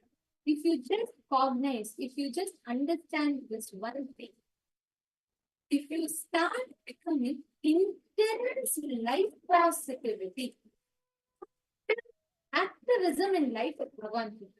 Intensity in life is Bhagavan Krishna. That is the real well. Understand? When you connect to Bhagavan Krishna, when you start manifesting intense activism as Bhagavan Krishna did, you will start, that is the real wealth, and you will be able to manifest it in your life, in every aspect of your life. Actually, I'm remembering this beautiful incident that Swamiji shares about having the darshan of Bhagavan Krishna. So there was once when Swamiji was doing Parivrajak, right? Swamiji has done Parivrajaka, walking along the length and breadth of India and with barefoot for 9 years. Swamiji did Parivrajaka. So Swamiji was going from Gandhinagar to Somnath, and that time, this was a time when the very first Akshardham for Bhagavan Swaminarayan's Akshardham was built. So Swamiji went there, had the darshan, and then Swamiji was walking towards Somnath, which is one of the Jyotirlings. And in between, while Swamiji was walking to Somnath, in between, in one village, one elderly lady invited Swamiji and said, "Oh, Baba, please can you come and stay in my house." This was a very small hut, and Swamiji beautifully describes how it was a very tiny hut. She was having one cow and one small patch of land in front of her hut. And there only she'll grow something for her to eat, some grains, and whatever little bit thing is needed for cooking. And this cow milk she'll take and she'll go sell in the market. And with that, she'll bring some food and offer it to Bhagavan Krishna. She had a small Krishna deity. She'll offer it to Bhagavan Krishna and she will also eat. One thing about her is she was a great devotee of Bhagavan Krishna. And every time before she eats, she'll always offer food to Bhagavan Krishna and lived a very simple life. Her whole total property value itself was less than $1,000, and her per day income was maximum $2. That's all. So that's all her whole life's income itself was, that like the total value itself was that much. But she was living, she looked so fulfilled, so contented. And Swamiji said Swamiji stayed there for maybe 1 week. And that time, so Swamiji was in Parivrajaka. Literally, there's like nothing Swamiji used to have except for whatever the Kamandalu Swamiji is carrying. Nothing else. Barefoot, Swamiji used to walk village by village, go to different temples and walked across the length and breadth of India. So 1 week, almost a week, Swamiji stayed there. And every night, she'll bring food and keep it in front of that Krishna deity. And she'll start talking. And she used to even have a small hand fan. She used to talk to Krishna deity in Gujarati. And she used to have a small fan and she used to fan Bhagavan Krishna's deity with that. They say, all right, now I told you so much, but please eat. So then she'll go on, talk for almost 1 hour or so. She used to sit and talk to that deity. Then she'll itself eat that food and give that same food which she offered to Bhagavan Krishna also to Swamiji, and then she used to go and sleep. So one day Swamiji said, it was like almost a week now. So, all right, ma, I'm leaving. I'm going to continue my journey. Then she started actually crying.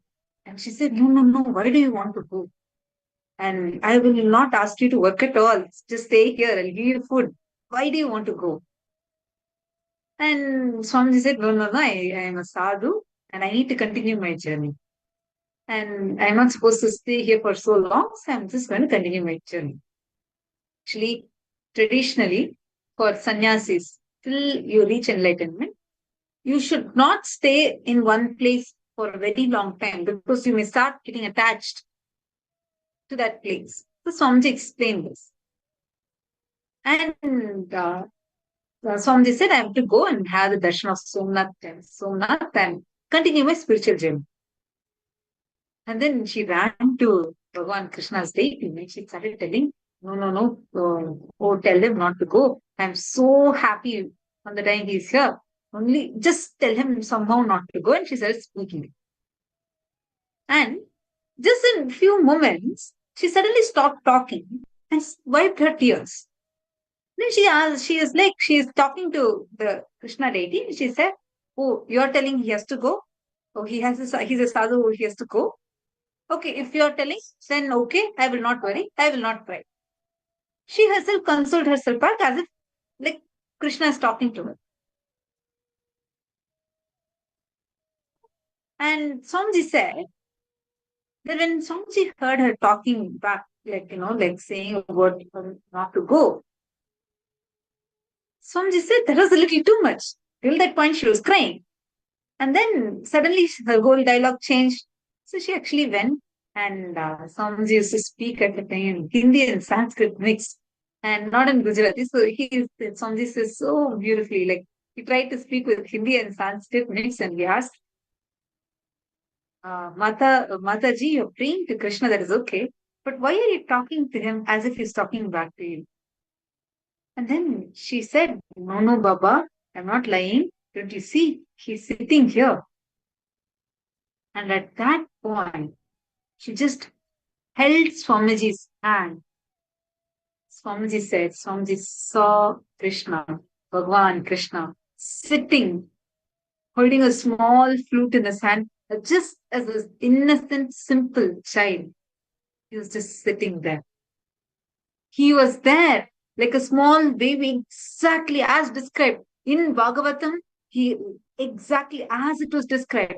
He was holding a small flute and he was putting his hand and head like this on the face and like very innocently with a peacock feather and with the mouth with the butter and everything was just there. Swamiji says, so many people are doing tapas for years together just to have that one glimpse of Parandama, Bhagavan Krishna. Here is a lady, old lady.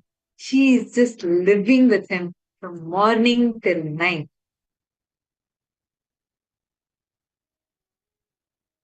So actually, Swamiji will say how that every day, because that lady was living with, literally, she was living with Bhagavan Krishna. In that house, in that small hut, there was nothing used to be there. Literally nothing used to be there, except for this Krishna deity. So, but whenever she goes out, she used to lock that door and all and go out. And Swami says it used to be like literally nothing to steal. Even if some thief comes, they will drop something out of their compassion into the hut and go. Because there's nothing except 2-3 bricks for the head and 2-3 gunny bag for lying down. She'll say, why she's locking it? She would explain, no, Bhagavan Krishna is a baby, he's sitting inside. What if I go and then some dogs or something come and touch Krishna, what to do? Or what if he naughtily goes away, what to do? That was her feeling connection. Because of her bhakti, her feeling connection, really Krishna was there. Bhagavan Krishna was there living with her. Understand? Today is the day for all of us to experience him, to manifest him in our very being, to actually experience him and to become Bhagavan Krishna. Today, you're going to just sit with that feeling connection. All you need is just to sit with that deep feeling connection in you. Just that feeling connection is powerful enough It is so powerful. It will open up the experience for you. And to connect to Krishna, you don't need any big qualifications. You don't need to do any big things like that. No. Just have simple devotion. Your simple integrity, simple devotion, simple love. Just like how when you connect to Swamiji, you don't need anything. Swamiji, you just need to connect to him with simple love, simple integrity, simple attachment. You cannot give anything. You cannot give anything, your wealth, your opulence, nothing will match. It's a very beautiful story of how once Satyabhama gave me, right? So Satyabhama has, Satyabhama is one of Krishna's Ashtabharyas, one of the chief queens, chief consorts of Bhagavan Krishna. And once Satyabhama starts feeling like, there's no one, I'm unparalleled in the wealth and opulence and love for Krishna, there's no one like me, she starts feeling and starts falling to that Maya. The moment Krishna sees, Krishna knows, Krishna senses it. So, and Bhagavan Krishna orchestrates a beautiful Leela where he tells Narada, and Narada goes and tells both the wives. He tells, listen, Krishna is going to be for an important festival. There should be one chief queen with Krishna. Pratima will, of course, it should be her. She only deserves it. And then on the other side, Rukmini is not affected by it. And Narada says, but we need to have a fair competition for this. So let us do one thing. Let us bring one Tula Bharam. Let's set a weight scale. And whoever is able to give objects that match, give wealth that matches Bhagavan Krishna's weight, they will, Krishna will belong to them. They will sit with them as a chief member, they will sit. So Satyabhama thought, wow, this is so easy. I have proposed wealth and there's nothing, I can do it easily. And she's very confident and she spreads the word around and everyone gathers. So everyone are waiting to witness this. And all of them are gathered and Krishna sits on the scale. And he like Satyabhama comes and picks like all the gold. She already had it prepared. She knows Krishna's approximate weight. So she already prepared and she comes and keeps all the gold, her jewels, chain, everything equal to Krishna's weight, like a small heap comes. But to her shock, not even a little bit of the scale shook even. No, Satyabhama was little taken aback, surprised. But it's okay, she didn't fill around with gold. So she went, she ordered her servants to bring more. They went and got her all her jewelry, her gems, and everything possible they bring and they put. Then she says, no, even this is not enough, it's not fitting, please bring all the vessels that we have in gold and silver. Then they went and get all the gold and the silver vessels. Still, that also Krishna doesn't know. Now, Satyabhama is aghast. She's like, everything. And her whole pride, her whole ego was hurt because everyone are witnessing, watching. Nothing she's able to match. Even Krishna's quantity is not moving. So she did not know what to do. Then she says, all right, not just mine. And she starts going and borrowing the jewelry from all the Ashtabharyans. She takes from everyone. And even that is not enough. She gathers from all the women, everyone that is there. She starts asking them. She says, please give, I want to just give. Nothing moves Bhagavan Krishna. Finally, she gives up. And then with all the jewelry, everything is removed. And next comes Rukmini. Rukmini says, I don't have any wealth. My only wealth in my life is Krishna. I have nothing else to ask for. So only thing I know is you, Bhagavan Krishna. And she just plucks one tulsi leaf because she knows Krishna is fond of tulsi. She plucks one tulsi leaf and she says, Krishna, you are the only wealth. So I'm placing you, Krishna. And then she places tulsi leaf on the tulabhara. Immediately, the whole being scale balances. You cannot attain Bhagavan Krishna, your wealth, your power, your opulence, your strategies. No. Only thing that you can attain Krishna is by experiencing, having that deep devotion to Him. Your strategies won't work with Krishna. Your power, your valor, your wealth, nothing will work for Krishna. Just that simple love that you experience, that manifests. Bhagavan Krishna reciprocates that love from you. He reciprocates that deep feeling connection that you have. Now, Bhagavan Krishna is the embodiment of ultimate tyaga. He's Tyaga Raja. When you just connect to him, he manifests as that intense tyaga. You're now going to be listening to from Swamiji himself on the Tyaga dimension of Bhagavan Krishna. What Bhagavan Krishna embodies is literally Tyaga Raja. He manifests as a Tyaga, ultimate Tyaga, never asking anything in return, purely manifesting as a continuous love and Tyaga that he keeps traveling with. Now, let us all listen to from Swamiji himself on how Bhagavan Krishna is the embodiment of ultimate Tyaga.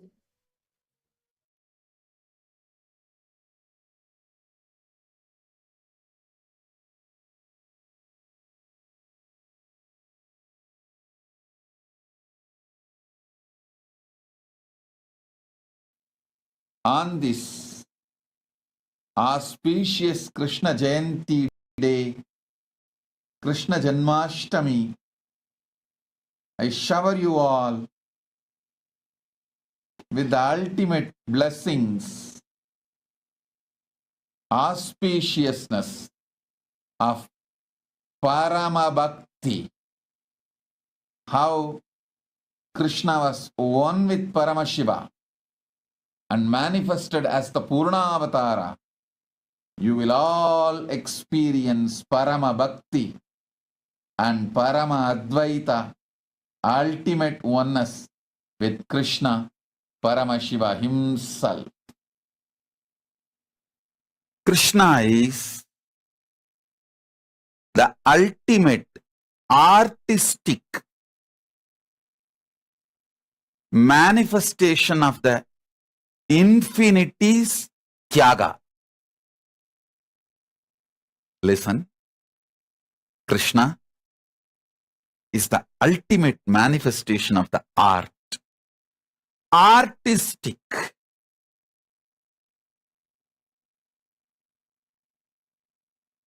Infinity and Tyaga. You can do any permutation combination of these three words. Artistic, infinity, Tyaga. Any permutation combination of these three words you can use to define Krishna. You can say infinite Tyaga in the form of very artistic expression. You can say infinite artistic expression and ultimate Tyaga. You can say infinite Tyaga with the artistic expression. You can say Tyaga in a very artistic way with infinity. Infinity to the power of infinity. You can use any permutation combination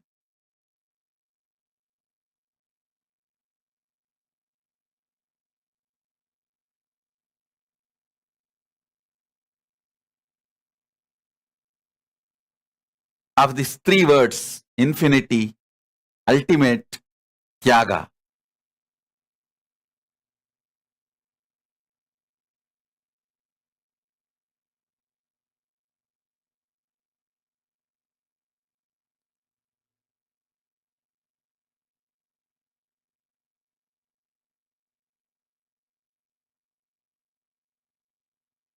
Any permutation combination of these three, art, infinity, Tyaga,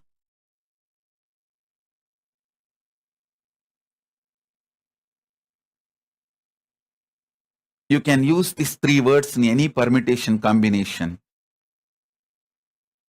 to present Krishna. But of course, no words can describe him.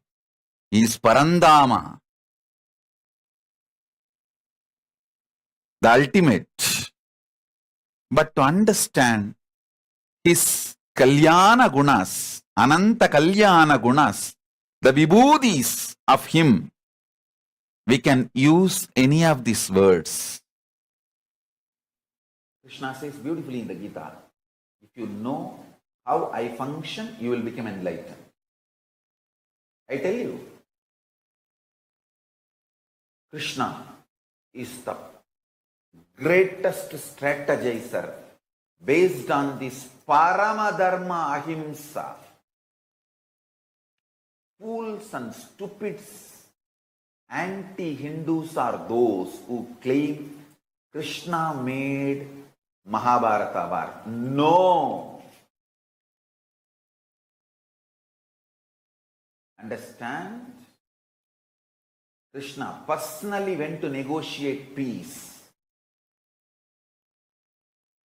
And he was abused. And Krishna knows he will be abused. He may be abused when he goes for negotiating peace. But still, he took the risk. Not only abused, there was a murder attempt on Krishna. There was a murder attempt.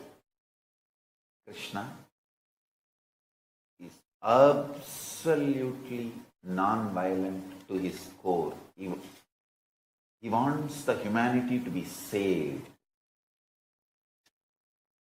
But those days, the foolish, when he was in the body, the foolish human beings who did not listen made the Mahabharata war and the destruction. Even at that situation, Krishna made sure that minimum damage is done and at least humanity is spared.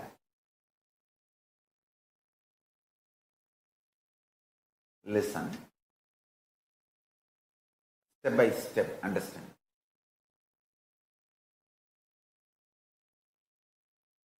I'll put the whole zigzag puzzle. I'm making different statements. Now I'll connect all of them and understand this. Core of me are Krishna. Our core which does the strategy.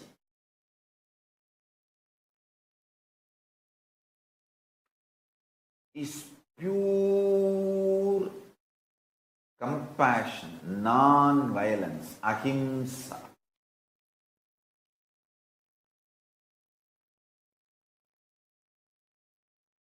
Janma karma chame divyam evam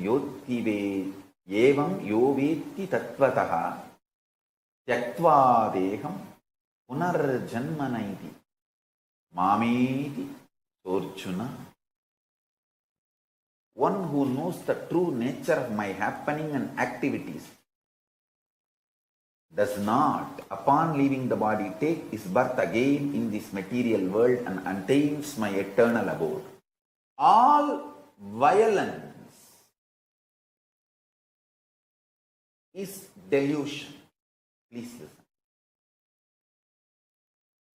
99.9999% of the material out of which you are made and I am made. Listen, 99.9999% of you and 99.9999% of me, both not only same stuff, they also know each other as the same stuff. That 0.00000001%, that only is the little arrogance, anger, makes you and me feel separate inside you. I call it delusion. I tell you, the worst delusion, greatest delusion, illusion in the universe is feeling of separation. Krishna is demonstrating his responsibility to protect the Srishti. His responsibility as Parandama Vishnu, maintaining the world. He demonstrated in Krishna Avatara by conducting the Mahabharata personally. and eliminating all the destructive energy and taking all the blame on himself for the war. Stupid are those who blame Krishna for Mahabharata war. If Mahabharata war has not happened, even if it was one day delay, some fool would have destroyed the whole planet Earth. The Srishti would have been lost. Srishti would have been lost. Through Mahabharata war, Krishna demonstrated absolute ahimsa. Through the Rasa Leela, Krishna demonstrated absolute brahmacharya. Through all the strategies, Ashwattama, Athakunchanaha, to everything, Krishna demonstrated absolute satya. Having the best things of the world around him, Krishna demonstrated absolute aparigraha.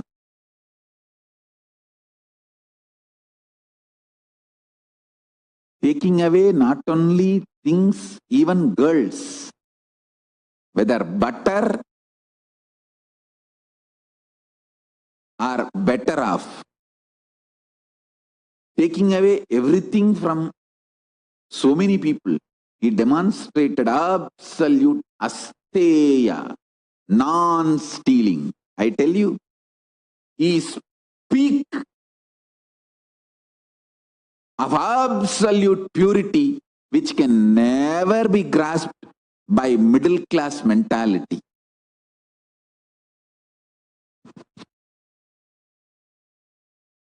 He is an incarnation of purity, can never be grasped by middle class mentality.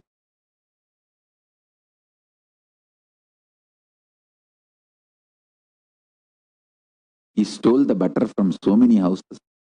Nobody complained. Actually, they go to Nanda's house not to complain, in the name of complaining to catch the one more glimpse of Krishna. That's all.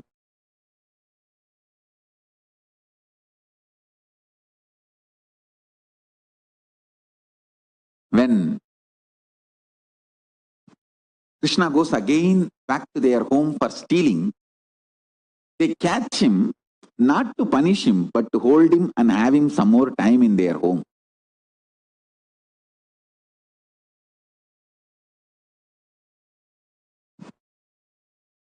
By running away from the war with Jarasandha, Ranchod, he demonstrated brilliant courage. Understand?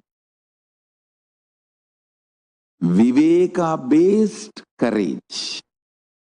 If he has not ran away, escaped from Jarasandha, it would have been a pandemic fatigue, emboldened, suicidal arrogance. If he has continued to fight with Jarasandha, that would have been like a pandemic fatigue, emboldening, suicidal arrogance. That is not courage. He knows who can kill Jarasandha, who has to kill Jarasandha, and with Viveka, he strategizes. People who accuse Krishna for killing Shishubala for just verbally insulting Krishna. Hey, Shishubala was not just verbally insulting Krishna. He was destroying many people's Krishna Bhakti, through which they will all be enlightened and liberated. See, each disciple is literally Jnana Garbha. I am holding. When your Guru Bhakti feeling connection is destroyed, it is equivalent to one abortion. Shishubala was doing too many abortions, spiritual abortions. That is when Krishna has no other way. So the cosmic non-violence, cosmic ahimsa need to do its job. But you don't know his sacrifice. If I talk from the space of Krishna, every king married whom they loved, but Krishna married who loved him. He did not get whom he loved. He married who loved him. And all the women he saved from the demons and devils to give them status. He accepted them as queens. Extreme sacrifice a person can do in the field of love. Krishna is the symbol, ideal of that. One of the wives of Krishna, when she was with the parents but she was in love with Krishna, she doesn't know how to run away from the home and marry Krishna. So somehow she sends message to Krishna that, please take me with you. Then Krishna plans and goes, and as per his plan, he gets her and marries her. This is the exact scene, mood with which Bhagavan is describing at least the first few verses. ஆறு காவினை அண்டனை அகத்திடில் அகிலம் வழித்திடும் Arunachala.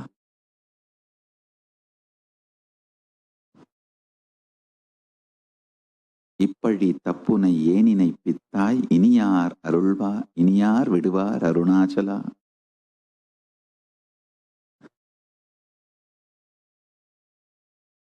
அகம்புகுந்தீர்த்துன் அகக்குகை சிறையாய் அமர்வித்தது என்கொலோ Arunachala.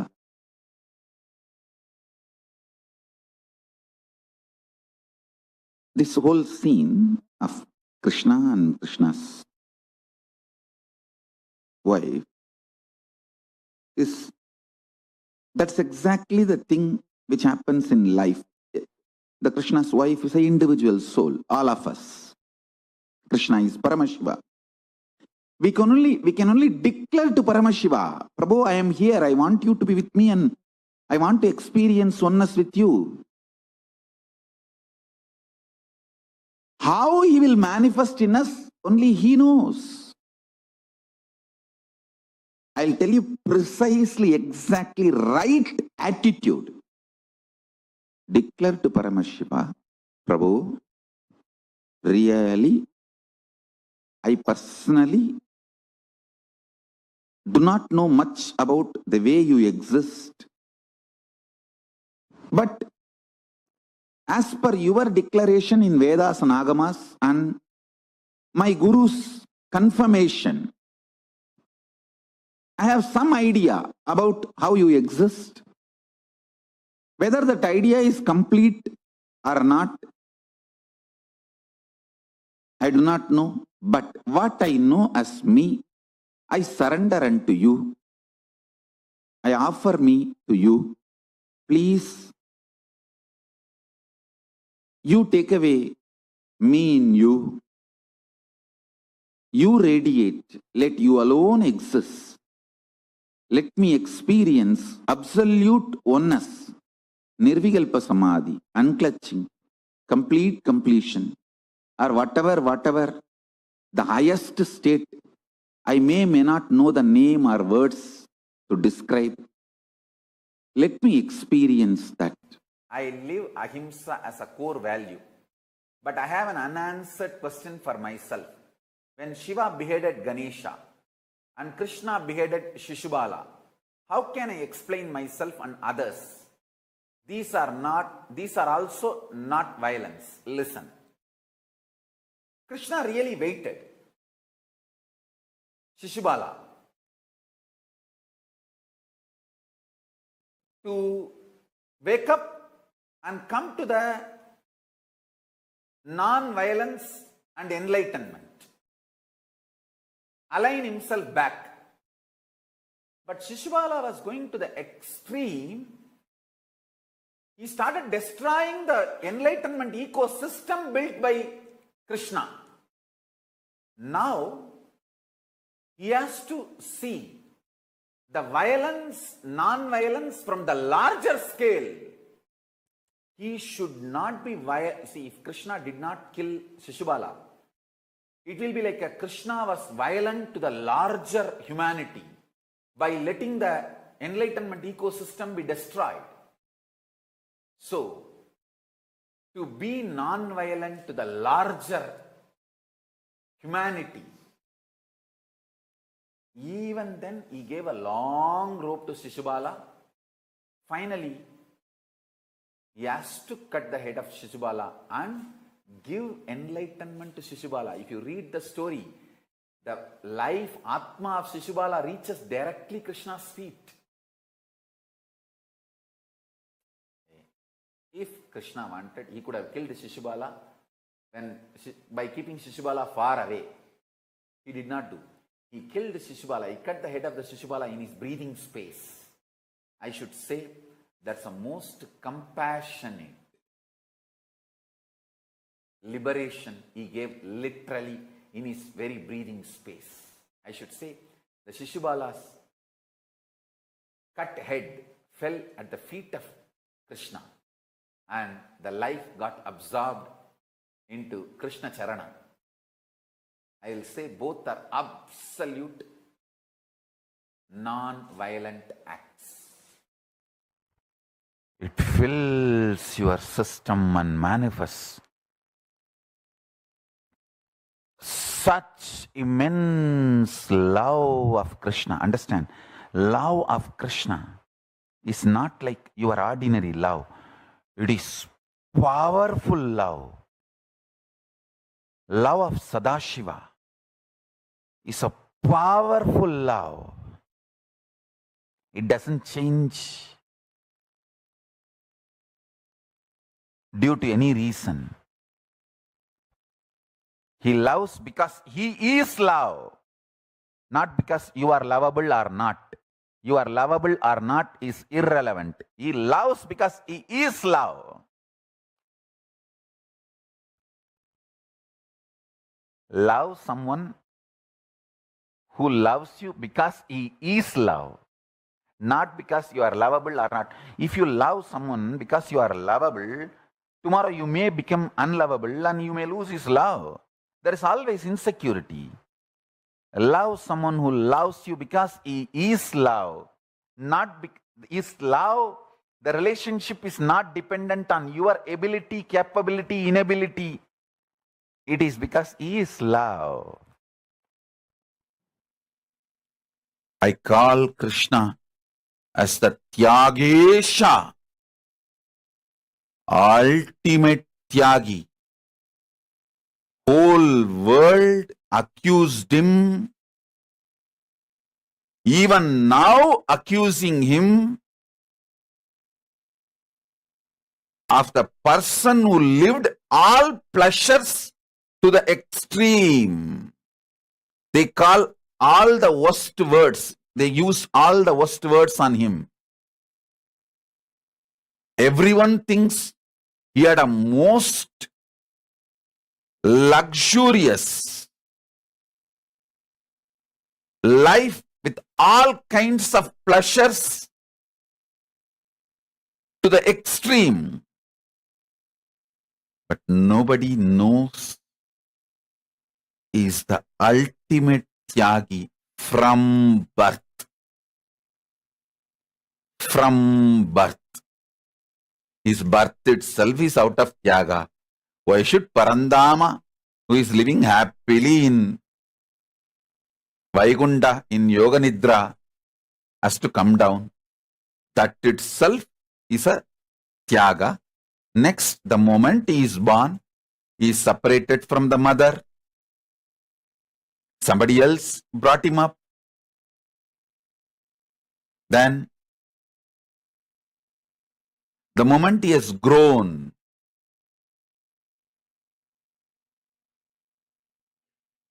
he has to leave the place he was brought up, the place he knows as his world. Only if you are made to leave the place you have grown, the place you know as your world, you will understand the tyaga of Krishna. He leaves just because he wants to create something great and show to the world. Dwarka and the ecosystem of Dwarka, and what he did through the Dwarka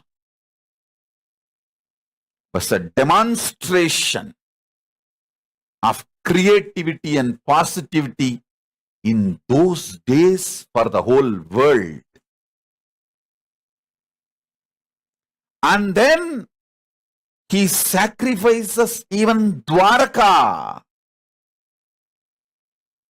because his son messed up with Durvasa. His son disrespected Durvasa because the inheritors are not going to keep the purpose of Dwarka. He understood if he leaves Dwarka as it is, it may become anti-humanity instead of boon to humanity. So he finishes it. He takes very clear decision. For the sake of the good of the world, ready to do tyaga of anything. And you guys call him? Fools call him as womanizer. Fools call him as person after pleasure. Fools call him as human being.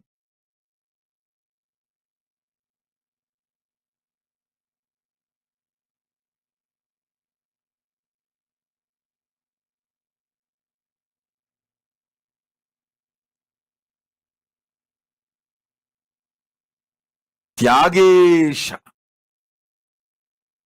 Tyagesha. Tyagesha.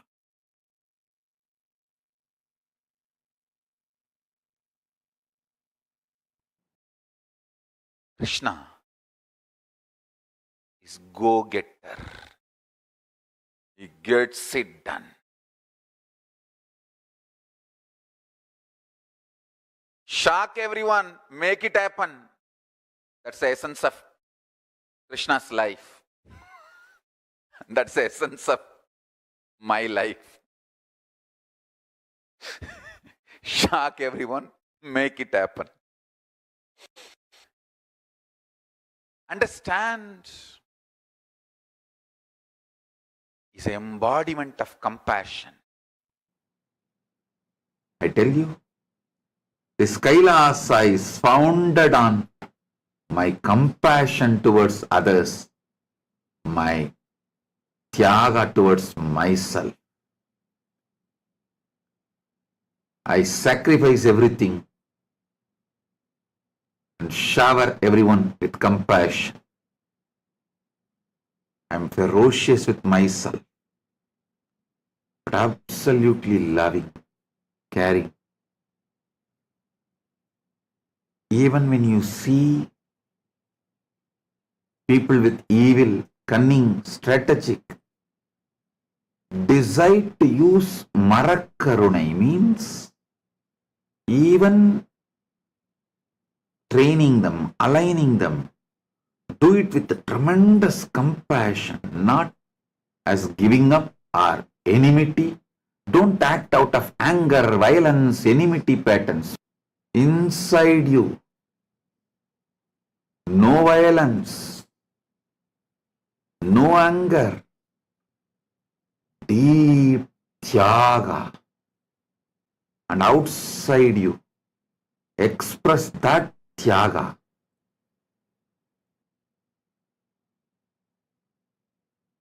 As compassion towards others. When you start practicing love, care, compassion towards others, you will automatically trigger so much of tyaga within you, so much of ferociousness within you towards yourself, so much of powerfulness within you towards yourself, so much of consciousness. You will become aware of every nook and corner of inside you. You will have conscious access to the superconscious happening Paramashiva in you. If you are stuck with anger, pain, violence, uncontrollable violence, suffocation, suffering, from today, start extreme compassion. Extreme compassion, love, caring. In those days, initially when I was training the sannyasis directly, 24 hours they will stay in my room, and I can say that there is only one room, there was only one room, so all have to stay together. So even if I have to train them, discipline them, to detox them, that day I will go and spend time and wash their clothes and put the kavi, the orange color, gerva color for them by myself, to make them feel, understand, I sincerely love them, and my training, detoxing them is not hatred. It's my love to free them from the toxins and evil. We have a lot of photographs and videographs. Fortunately, at that time itself, some devotee gifted camera. So we have photographed and videographed, and all are available in the archives. I'll go and sit with them. You can see the ferocious training, detoxing, Adinavasi's class, and same time, that day itself, me sitting and washing their clothes, putting gerva color, kavi color for them. Not only teaching, doing it for them. Because in those days, no one knows other than me to do the traditional coloring. And we did not have money to buy the ready-made clothes which is colored already in the market. We just used to get as a donation gift few dhotis. People, when they come for healing or some initiation, they will bring one or two dhotis. In those days, that's a tradition to go and give a dhoti and flowers and fruits for initiation. Those days there was no money involved in initiation. So just they will bring some fruits, flowers and some dhoti. Or so those dhotis we will collect. That will be naturally white. Because the shop market, only white dhotis are available. So they will bring only white. Then I'll sit and get that gerva powder, which is from the ant hill, and add the patigaram, that's another one kind of a natural stone, to mix that gerva powder into the cloth and sit and beat that cloth with a bamboo stick so that the color settles with the cloth. It's a natural dyeing process. Then beat it on the stone. Understand, if I have to discipline few people for some of their patterns, if I have to help them to do completion, that day I'll go to the kitchen and cook for them, make sure I feed them with my own hands.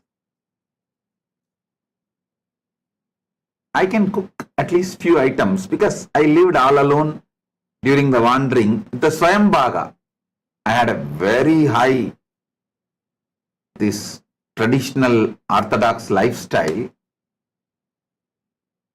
The Swayambhaga was like my lifestyle. So I can cook tamarind rice, curd rice, and lemon rice, that all these variety rices and dosa, idli, traditional South Indian dishes, upma, all these items at least. Few items I can cook. So I'll go to the kitchen, personally sit, cook, and serve them all. Listen.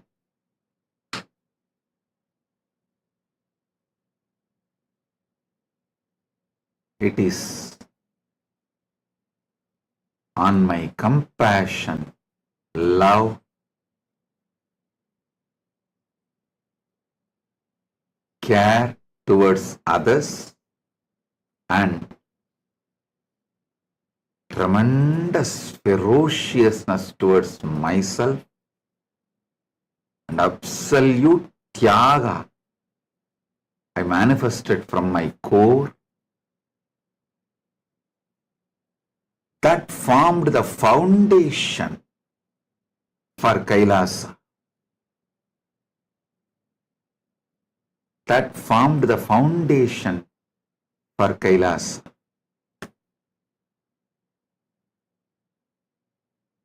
Even now, that forms the foundation for the Kailasa.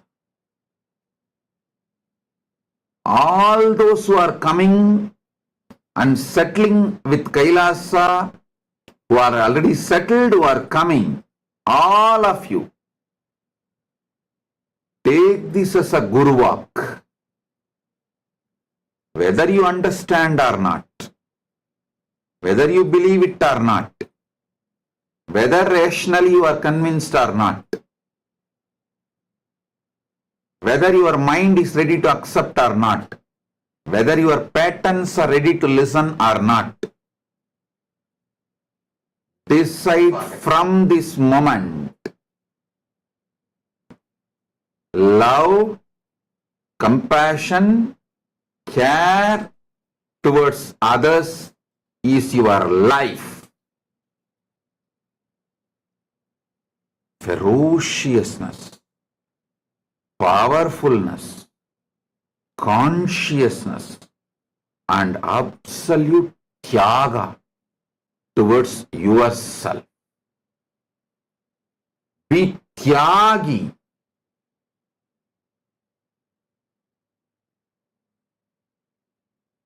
Be tyagi. Be tyagi.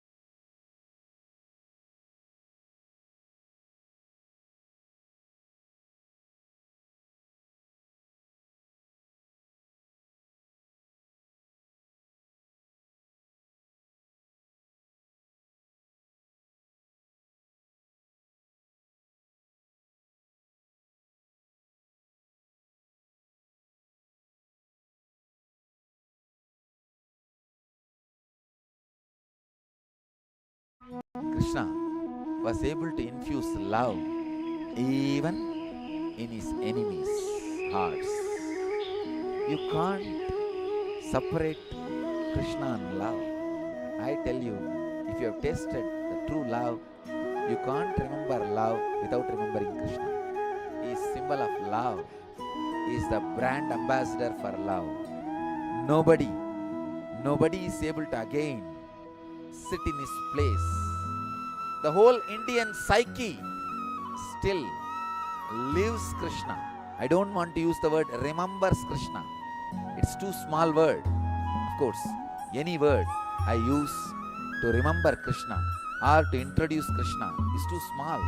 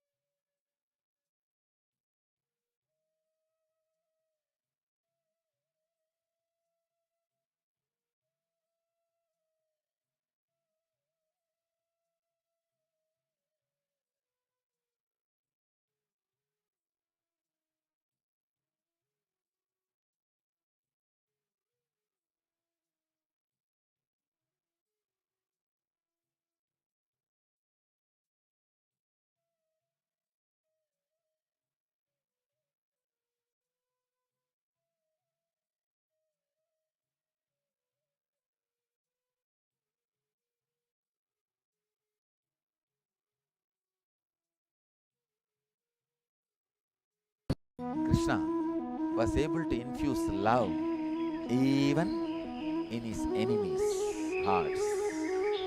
You can't separate Krishna and love.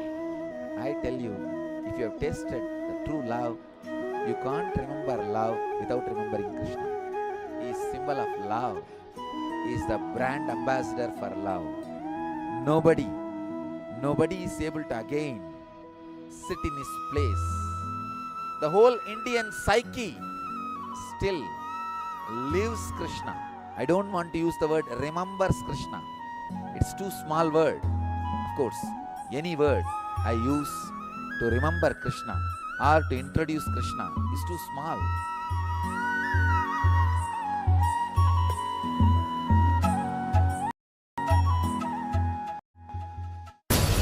Nityanandam.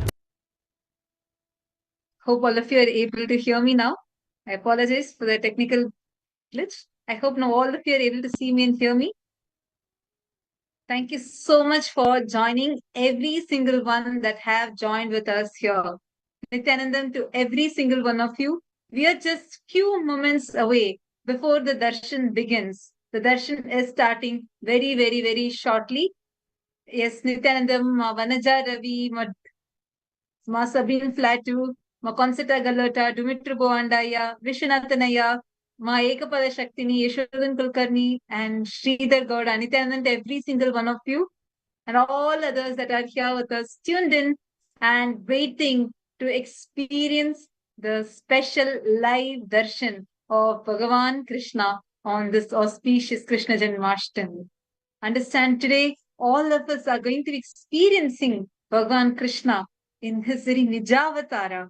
We are going to be connecting with him. I mean, just listening to Swamiji revealing about all the various dimensions of Bhagavan Krishna, whether that unconditional love or amazing Tyaga, as Tyagesha, just his whole life, he literally lived for others.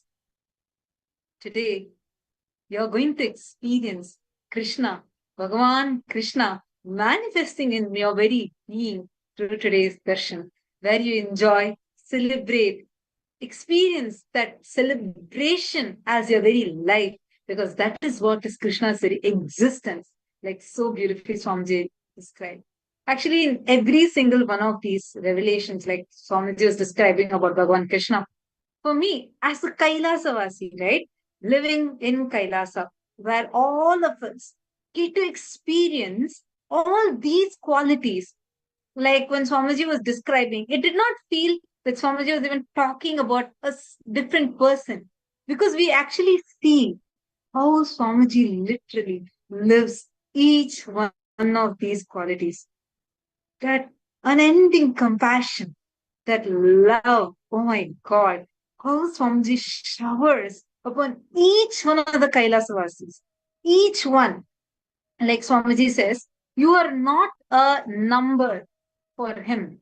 You are a being, his own. Literally, that is how you experience life in Kailasa as a Kailasavasi. You experience what the Gopikas would have experienced, what all the Gopas would have experienced, Yashoda would have experienced, Radha would have experienced living with Bhagavan Krishna. That experience you will get experience when you live in Kailasa. Actually, any one of you here, everyone, you may be belonging to any order. You may be interested in being a sannyasi, whether you are a male sannyasi or a female sannyasi, or you're just single. You're not yet sure whether to take sannyas or to get married, or you have already been married, you're as a couple, as a grihastha, or you have been married but you want to come alone now, you want to take vanaprastha, any category that you want to take up. Or even you might be an old person, or you might be a young child. Whatever category you're in does not matter. The doors of Kailasa are open for you. And here is an invitation for all of you to come and join, because if you want to live what it means to experience Bhagavan Krishna in your life, nothing, literally nothing can give that, do that justice to you. Nothing can give that experience to you unless you actually taste it. How can someone describe the sweetness of honey to someone who has never tasted that sweetness before? Because in Kailasa, you are literally enjoying, just soaking in that divine nectar and enjoying that every moment, experiencing that deliciousness. How delicious it is to even listen to how Bhagavan Krishna would have lived from Swamiji, right? Every single quality that Swamiji was just revealing about, each and every aspect, each and every dimension. It literally did not feel like I was saying. It does not feel, when I listen to this, I do not even feel inside me that Swamiji is talking actually about a different person, a different being. Because literally we see, we experience each one of these qualities being radiated by Swamiji. How many of you here want to have this as your own experience? How many of you here want to experience what is life like to live around an avatar? The unconditional love, like when I do not know how to put it in words, because generally in the society, right, there's the way we talk about love, there's always a condition behind it. There is always a give and take behind.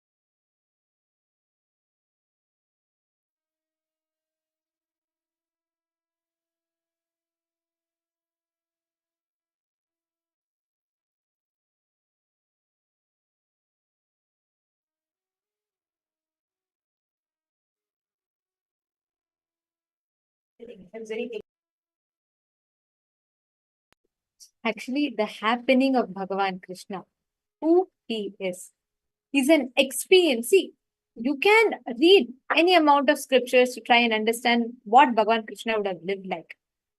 But for all of us, we are really, really blessed because for us, Bhagavan Krishna is not he's not a concept. He's not just some concept for us. He's a reality. He's a living expression that we all experience in Kailasa. Literally, when you connect, just some time, the darshan is going to start. How you connect to Bhagavan Shri Krishna, who he is, all what you know. Whether, see, like till before I met Swamiji, right? For me, Bhagavan Krishna, of course, we all love Krishna. He's one of the most beloved gods in Hinduism. Everyone, he's like, without any conflict, he's the only undebated, no conflict, no negotiation. He's the only God loved by everyone like so dearly. But still, as long as I was outside before I met Swamiji, for me, all the stories of Krishna, they were all amazing, but they were all a story. I was trying to associate, I was trying to remember what it would have been like. But from the time I met Swamiji, it is an experience. Every Janmashtami, all the Leelas, if you see how Krishna, Bhagavan Shri Krishna happened, how Bhagavan Shri Krishna did so many different Leelas from his childhood. In every aspect, what we all see or know as Bhagavan Krishna, it is a reality, it's an experience for us. Even if you see Swamiji's life, the kind of personality, like how Bhagavan Shri Krishna was a Purna Avatara, Swamiji is a Paripurna Avatara. He is the complete incarnation in every angle, every aspect. If you connect today, literally understand this day, Krishna Janmashtami, it is not celebrated as per Gregorian calendar. In Hinduism, we do not celebrate the festival as per Gregorian calendar. We celebrate the festival as per the Hindu calendar. And if you see exactly the time when Bhagavan Krishna was born, every year that exact tithi, nakshatra, time, everything put together makes the energy of Bhagavan Krishna intensely available and accessible to us. And that is how we all connect to Bhagavan Krishna on the Krishna Janmashtami day. Just in about half an hour from now, the exact time that Bhagavan Krishna happened, that's the exact time that we all receive the darshan of Swamiji also today. Literally, you can connect to the experience, you can connect to the energy of Bhagavan Shri Krishna. All the viewers that are watching us on YouTube, can I request all of you to share? Which is that one component, the moment you say Krishna, what comes to your head? Can I request each of you to share? The moment we say Bhagavan Krishna, what's the first thing, the first quality that you associate to Bhagavan Krishna? I request every one of you to post this.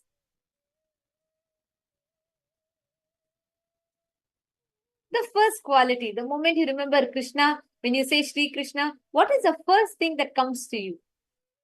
Like sometimes you feel like Krishna is romance. Sometimes you feel Krishna is tyaga. Sometimes you feel Krishna is a playful personality. Or sometimes you feel like Krishna is like a best friend. What is that one quality that comes to you?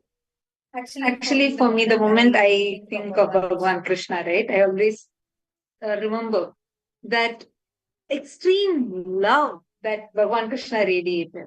And whenever I remember that, see, when we read the story of Bhagavan Krishna or listen about him, his leelas, it used to just feel like you're learning something nice, and it was so inspiring. Not a joke, like to read his leelas.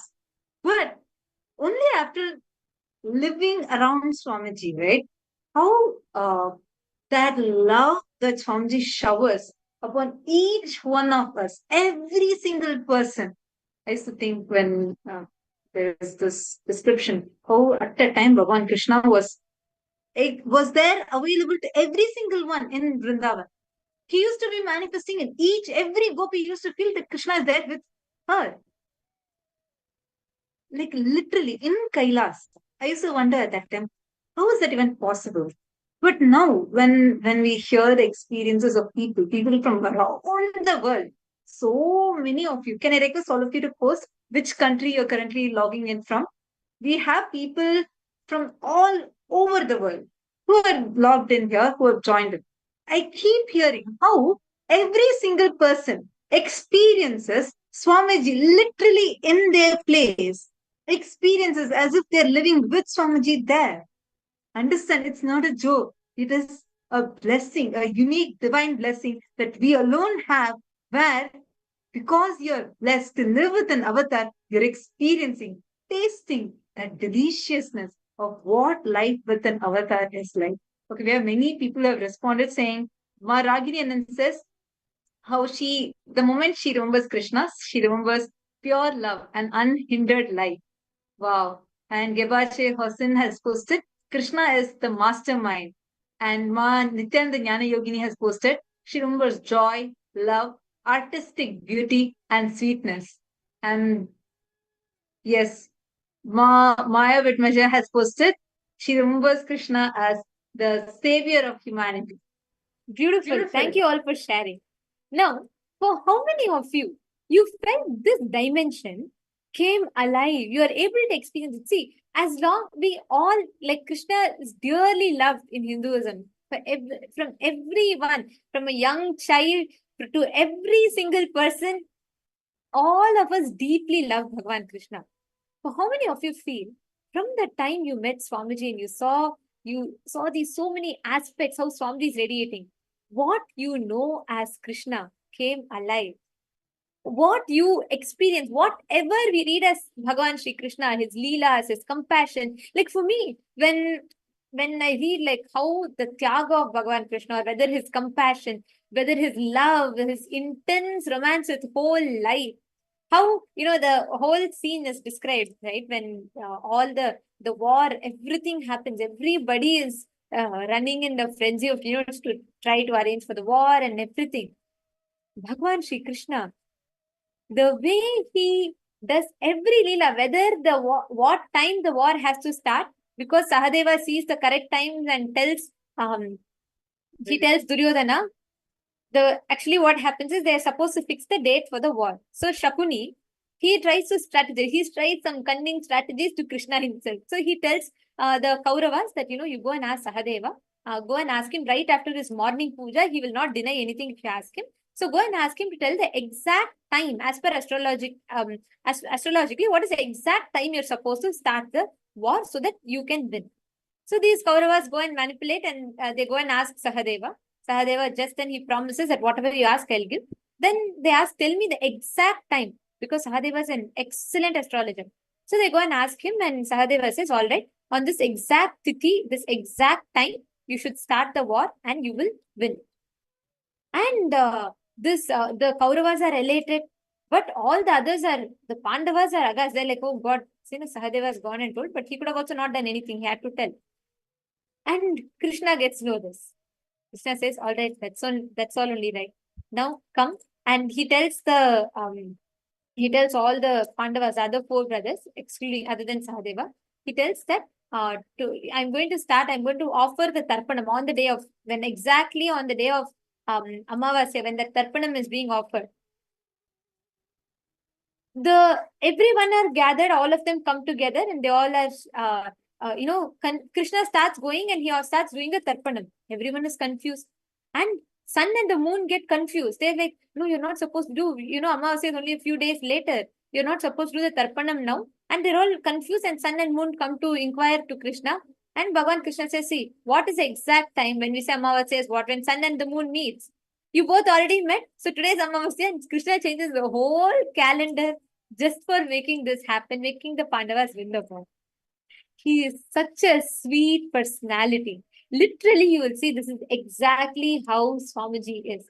All these stories, when I listen to it now, it is an experience for me, because Swamiji brings that entire thing, whatever you know, whatever you can experience, whatever you read in the scriptures, Swamiji brings them to life. Actually, that's what I feel every time. See, earlier, whenever you read a Purana, whenever you read any of these scriptures, right, we'll feel generally like you're learning about another person. Like, at least I used to feel like I'm listening to a story.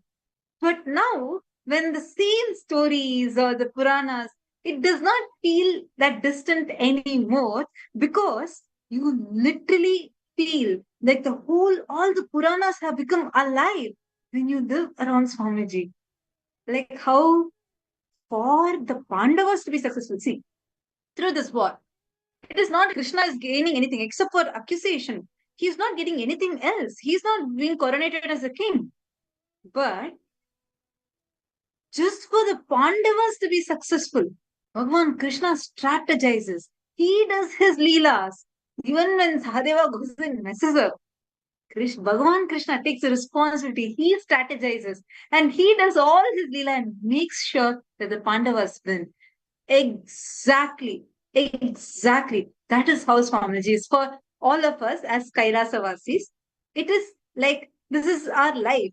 You go do it, even if you mess up something, even if you say you were to do some project and then you messed up in that, you were not able to do it successfully.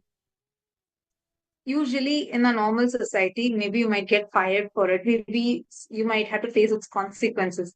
But in Kailasa, it's so different, because exactly like how Bhagavan Krishna was taking the responsibility, and it's not just the responsibility, he does the whole Leela precisely like that. For you to be successful, Swamiji plans, he strategizes just for your success, for you to experience that unconditional love. This is just one aspect. We were sharing various aspects, right? Like every aspect of whenever we listen to how Bhagavan Krishna was, how he lived, how he radiated, really experience this. If you really feel you want this as your experience, or you feel like how it would have actually been, don't even think once again. Just jump in, join Kailasa, become a Kailasa Vasi. There is nothing, literally nothing more that can ever be told, but even to experience all these divine qualities. I saw many of you who posted earlier also about how wherever even you are able to experience these qualities in Swamiji from just wherever you are, how you are already experiencing it. Imagine and see, sitting in your place. Now, this is your experience. Then what a life it would be to live around the avatar. Understand? Just to have a glimpse of the darshan of Bhagavan Krishna.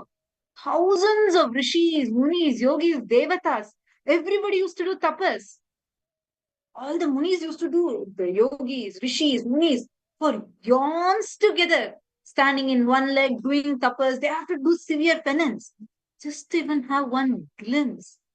But the gopikas used to literally tie Krishna in their backyard, used to have him living with them.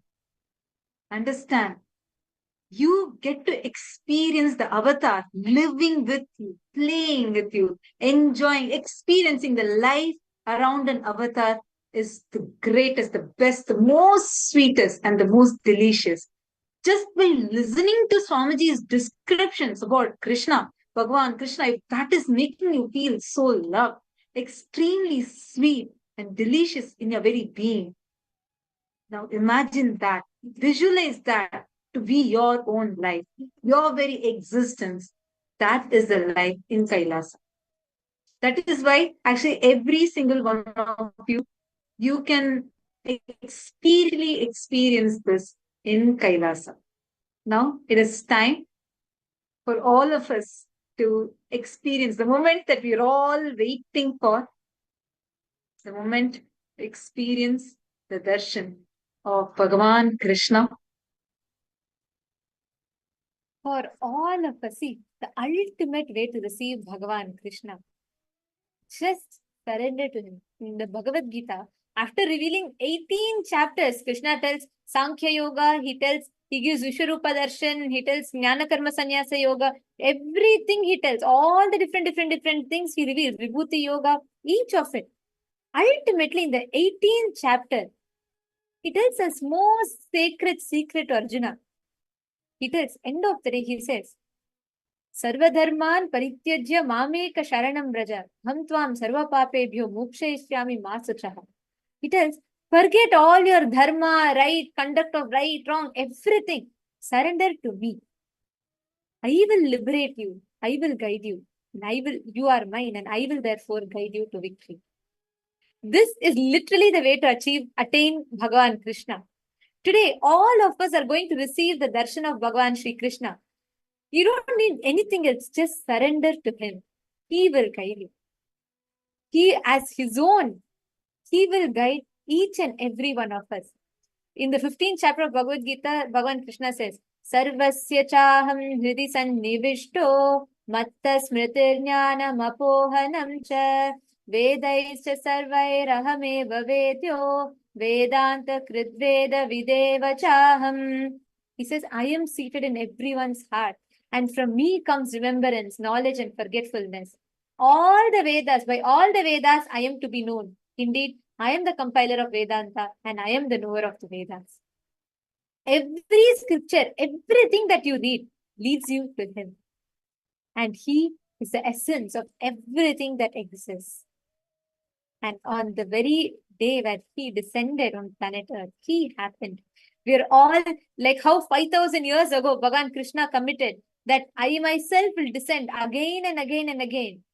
Sambhavami yuge yuge. He committed, he himself will happen time and again. And keeping true to his promise, he has come down again as our beloved Swamiji, as the supreme pontiff of Hinduism, continuing his leelas out of his extreme love for humanity.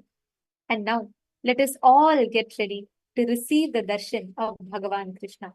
Let us all get ready to receive Bhagavan Krishna on this auspicious occasion of Shri Krishna Janmashtami celebrations.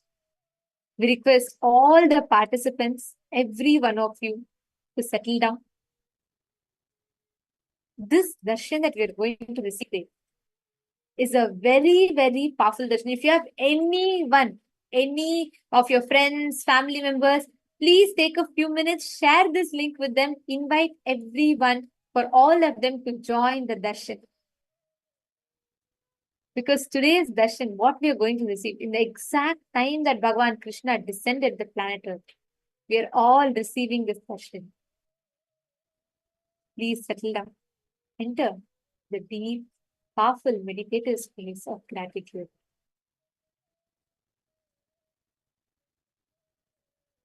Surrender, the sweetest way to get to Bhagavan Krishna. Connect deeply to Bhagavan Krishna.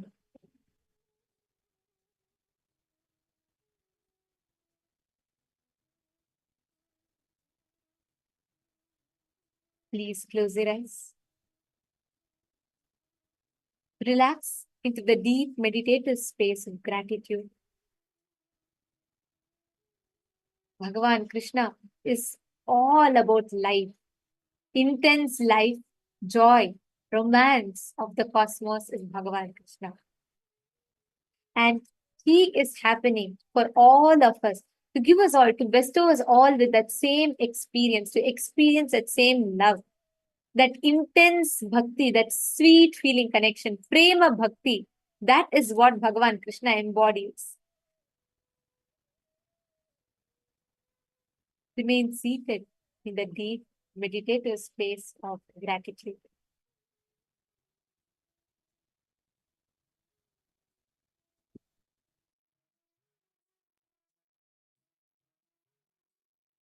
Now we'll chant the Dhyana Shloka of Bhagavan Krishna.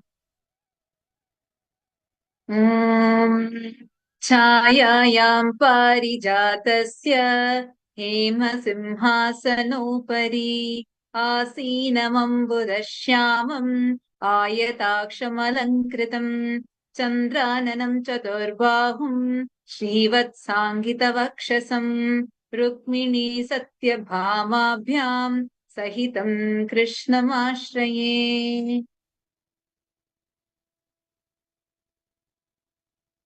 I seek refuge in Lord Krishna, who is with Rukmini and Satyabhama, sitting on a golden throne in the shade of the Parijata tree.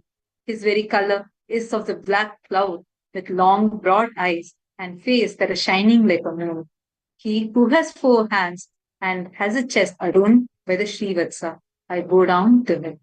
Let us all connect deeply with Bhagavan Krishna.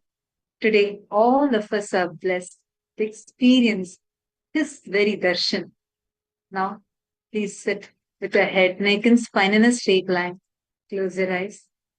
Please make sure you're visible in the camera. Do not put any virtual background. Please be clearly visible.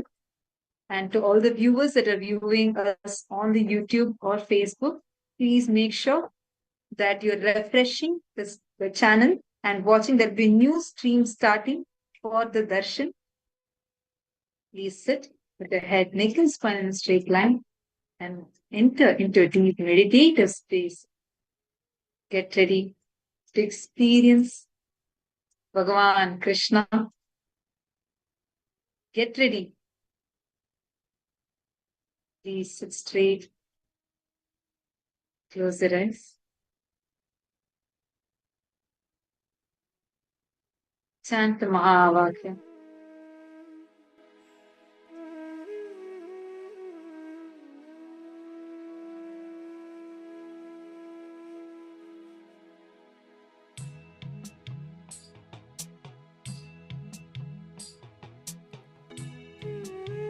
Connect deeply to Swamiji, preparing your own inner space to receive this powerful darshan of Bhagavan Shri Krishna, sweet, powerful darshan of Bhagavan Shri Krishna, to celebrate life with Bhagavan Krishna.